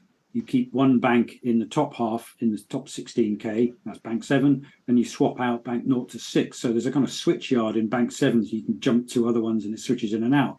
But it's still only 2K of memory, so the cartridge also has a whole bunch of RAM as well for storing the buffers that it draws into before sending off to the graphics chip, and for saving commander files too. And it's got a little battery in as well. So yeah, that was how they extended it. I should imagine that was the most. Yeah, I expect that was the most expensive cartridge you ever did then. It was quite common by that point, actually. So I think quite a lot of them did that because, to be honest, the early cartridges, could only do so much. And that's why I guess the earlier games do look quite, they look like they're made of tiles and they're kind of arcade games bouncing around, but they got quite sophisticated towards the end. Elite being, I guess, one of the old. end games there. Yeah, it's very clever stuff. Yeah. I think they said they were doing this on the Atari ones later. We stuck more and more in the cartridge because obviously chip prices go down over time. So I don't know if you got to battery back stuff, but I know MSX and stuff like that had cartridges sort of as a built-in thing that they use those sort of things later on. So yeah, but you sort of looked at it and, like somebody was saying, just doing the text would fill up half the memory if you did it normally. And I remember seeing something, I think, in your computer sort of saying about tokenized things. So if you had like and the in an adventure game, rather than using that, you just give it a little bit of a code, rather than an 8-bit code for each word. So, but that's sort of like compacting to infinity, isn't it, really? The fact you managed to find some bits they still didn't use, mind-boggling. Yeah. Yes.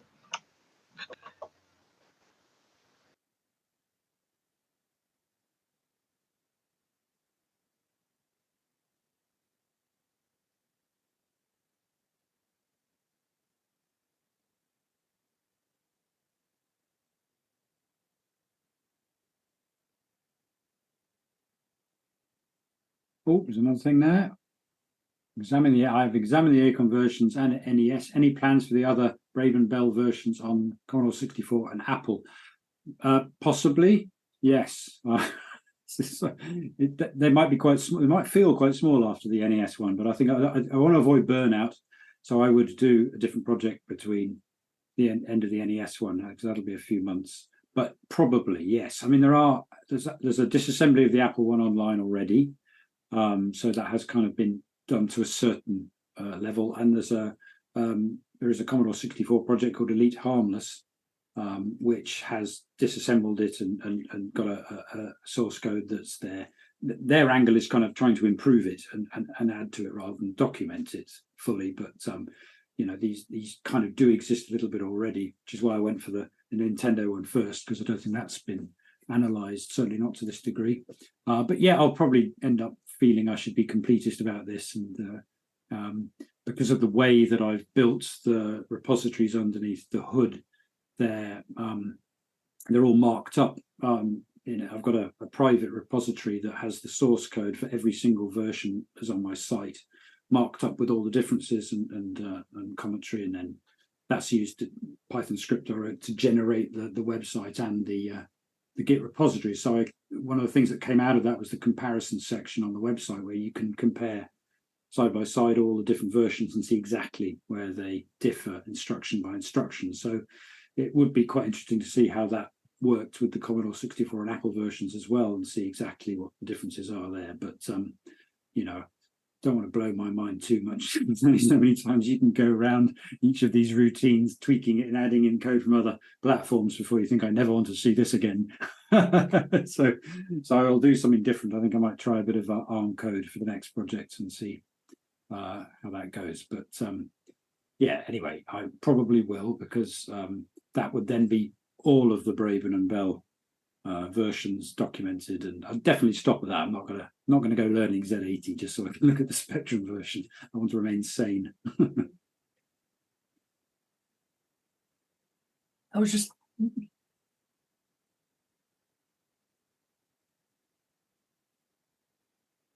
I was about to ask if you spend a lot of money on counselling or something. I actually find this is the counselling. There's something really therapeutic, genuinely therapeutic, about being able to understand every part of a system that you're genuinely interested in. Remember, I'm a fanboy here, so this is pulling apart. So this is the coding equivalent of tinkering with your car, with a classic car, not one of these modern ones, right, where you can't do anything with them.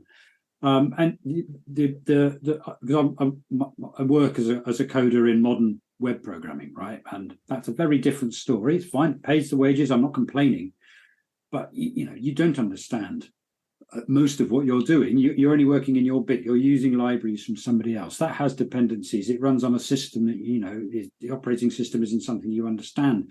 With a BBC Micro, you can genuinely understand every part of it. Even the operating system is just a program, and the operating system has been disassembled and is online for reference. So you've got your 6502 processor, you've got a various bunch of, extra chips, all of which are relatively straightforward, and you can look at the schematic data sheets for the operating system, and then your code, and that's it. You can genuinely understand. I mean, of course, you can keep diving endlessly deep into all of these things until you get to the electrons, but you can actually get your head around the system. And that was really satisfying, because with Elite particularly, for me, it was all about world building. It really genuinely is one of those original world building games. And to understand how that happens at every level is quite profound, really. I didn't at any point, having analysed this, have to go, well, yeah, but I don't really understand how that bit works.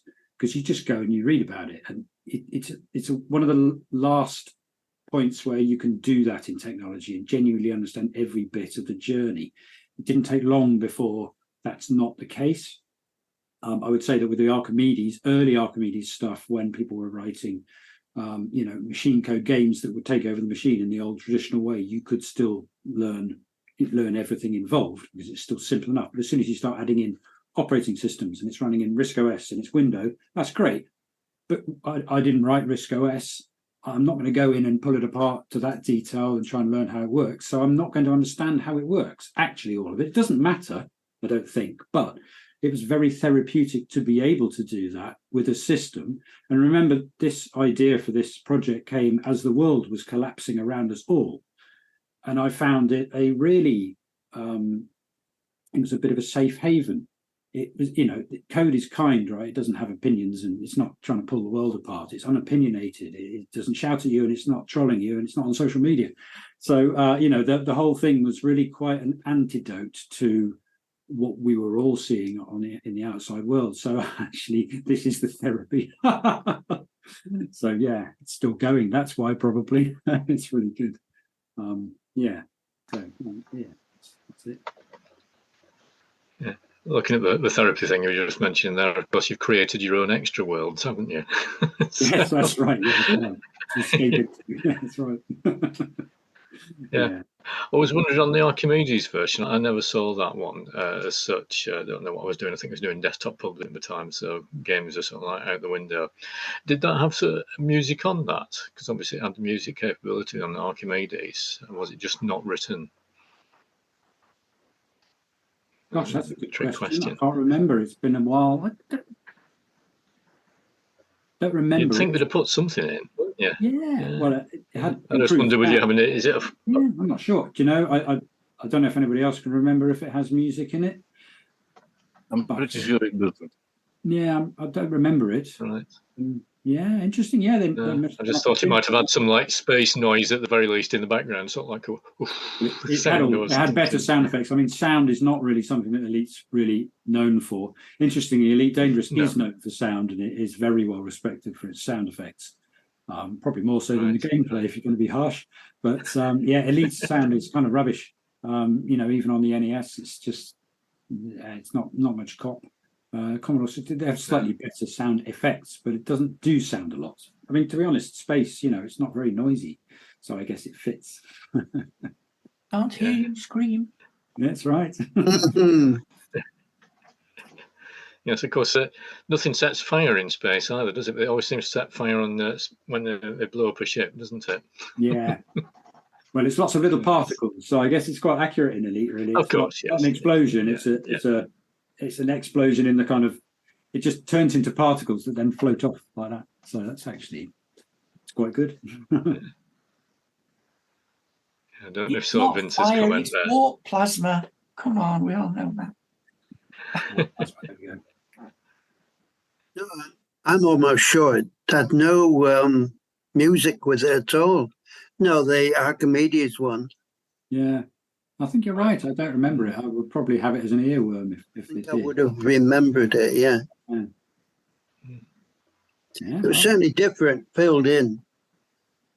It was. No, it was colours. a really different engine, yeah. So they did get the code for the planet generation stuff from Ian Bell, who helped them with it. But apart from that, they started work building a space game, not thinking of building Elite, and it just turned out to be quite a lot like Elite. So they started talking about doing an official version. So, you know, in a sense, this is the Archimedes one again is a kind of cover version of the original, but it is quite an impressive one. So definitely an upgrade. The flying with a mouse, I have to say, I found that quite challenging. I'm a keyboard warrior.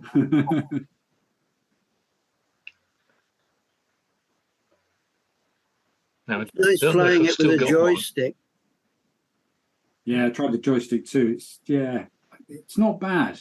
You'd think it would be easier. I still find the keyboard easier, but I think that's probably because that was the first one I learned on. So that if you learnt on a joystick first, you'd think that was the best. I think that's how these things always work, isn't it? Really, it's the same with the version. So I'm a cassette version warrior. That's the classic for me. All the rest is just an homage, really.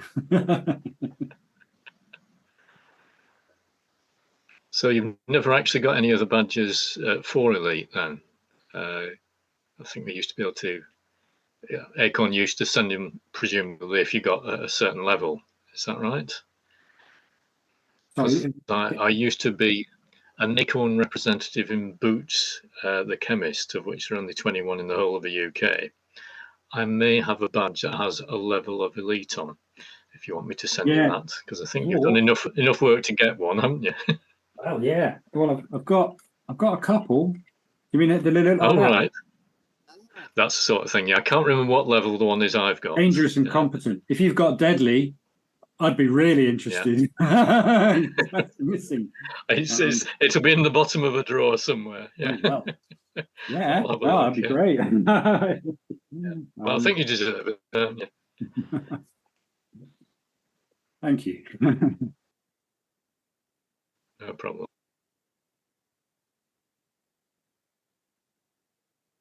Any other questions from anybody? Well, I've blown your minds.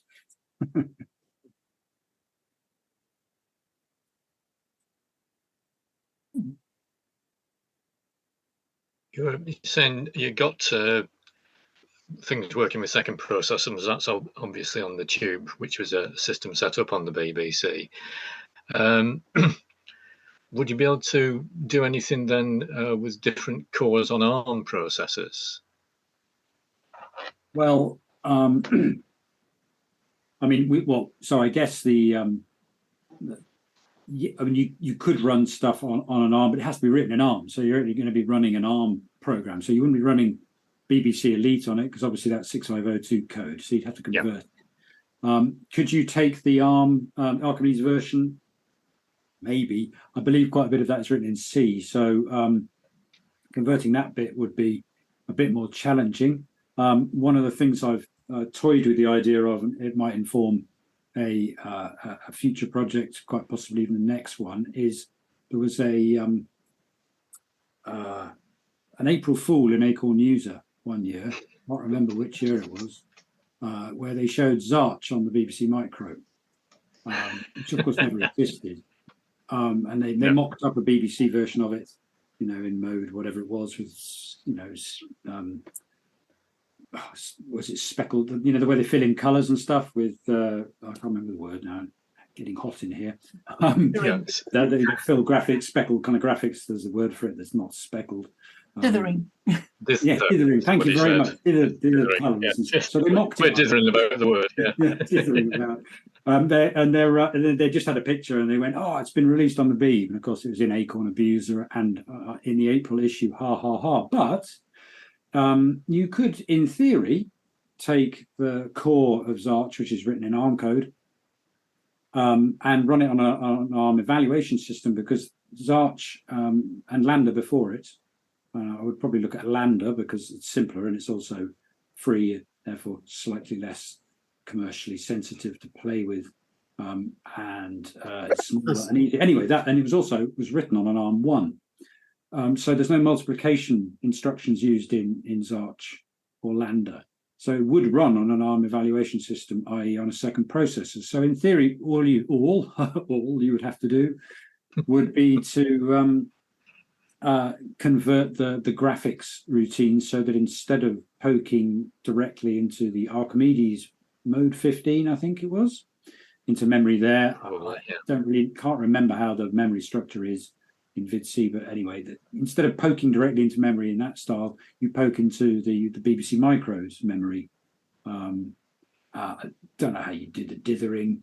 You might not bother just to get it going, but in theory, you could have a screen output of Lambda on a BBC Dare I Micro. ask how your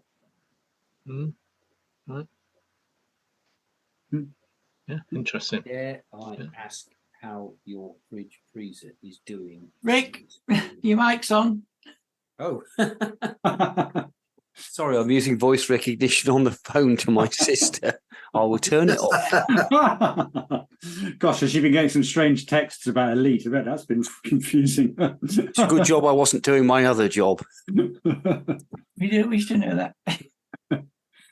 Anyway, so there may be a way of making this April Fool a reality, even if it's not really playable and there's no mouse particularly. I don't know how you do it, but anyway, just as a thought experiment, that's something that occurred to me as quite a fun thing to maybe muck about with. But so anyway, I'm thinking of documenting Lambda next anyway. Seeing as you brought it up, that's the next project. So just got to get the NES version finished off, and then I'll have a bit of a jump into 32-bit. It's been a while since I've done any of that, and I think I'm probably up for that. So that'd be fun, and maybe make it work on a Beeb, bring it full circle, make the April Fool reality.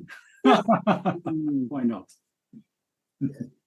What's the if there is any? What's the sort of legal issues in taking something like that and decompiling it? And Well, it's a good question. I mean, the code is copyright.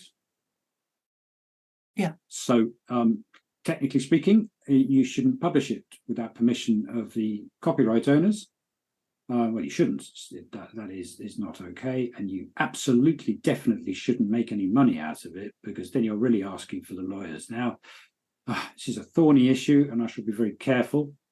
The copyright owners have the right to ask you to take anything down that is their copyright, and I would comply with that straight away, because this isn't about, I feel this is an academic exercise I'm engaging in here. It's art appreciation, if you like. There's definitely no money in this, trust me. And also, I don't think there's any money certainly in the original Elite. You can download it for free, legitimately, from the Frontier website. So it literally isn't. There is no money that I'm taking away from anybody in this. The source code for Elite is freely downloadable from Ian Bell's website. So I don't feel that I'm breaking any moral laws, certainly in adding my commentary to that exact source code and then, hosting it on my site instead. But technically speaking, my commentary is intertwined with their source code, and it's still their source code. As to who exactly owns the copyright to this, it's not completely cut and dried. I've researched it, and I think basically what we all do in the disassembly world, and there's a lot of disassemblies of BBC games out there on the web, we all make it very plain that this is not a commercial operation in any way. It's all about trying to appreciate and understand how these amazing programs, these amazing things. And if they want us to take it down, fair play. I mean, if it was my code and I saw someone analyzing and I didn't want them analyzing and I asked them to take it down, I'd want them to take it down. So I would. I mean, I'd be gutted. And I think a lot of people would be gutted, because it's given a lot of pleasure to a lot of people. But, at the end of the day, you do have to respect the law. So it's keeping your head down, really, and don't do anything that would earn you the attention and negative attention. I mean, I've had an email conversation with Ian Bell. He thinks it's fine, but he's not the sole copyright owner, so it's slightly more subtle. But I would hope that anybody who was an author of any of the games that I've analysed would be honoured by the attention and the lavish quality, rather than be annoyed about it. And that's why, if I'm going to look at Zarch, I'd look at Lambda, because that was given away free with every single Archimedes for both Arthur and RISC-OS 2. Didn't turn up with RISC-OS 3. So I kind of feel morally it's kind of okay to disassemble these things and pull them apart. But it is a bit of a, well, it's not a grey area. I mean, you can't publish other people's copyright material outside of fair use, and this could be fair use. I mean, but anyway, look, it's a thorny area. Or criticism and analysis, I think, isn't Well, it? it is, yeah, but it's also the entire source code. So, you know, but then my commentary is way bigger than the original source by magnitudes. So, you know, anyway, I would hope that it's not a problem, and I haven't had any issues at all. For example, Angus Duggan sent me his original source discs when he saw my project. He said, "Here, do you want to have a go at Elite A?" And I'm like, "Yes, please." So that's obviously done with, you know, his blessing for his bits of the code, but his code is intertwined with the original BBC micro version. So, you know, the whole thing is slightly fraught, but you know, I would hope it's okay, and I certainly try to do it with the deepest respect, and with that kind of thing in mind. Yeah, so fingers crossed that this continues to be viable. So no money to be made from this. Just say that again. I'm not trying to rip It anybody is off. absolutely fascinating to see the explanation of what goes on and the trickery that's been used in it to, It's a to very get so satisfying much. hobby, endlessly satisfying. You never, you know, there's always something else out there to pull apart. There's some really clever people around back then, just as there are now. It's great.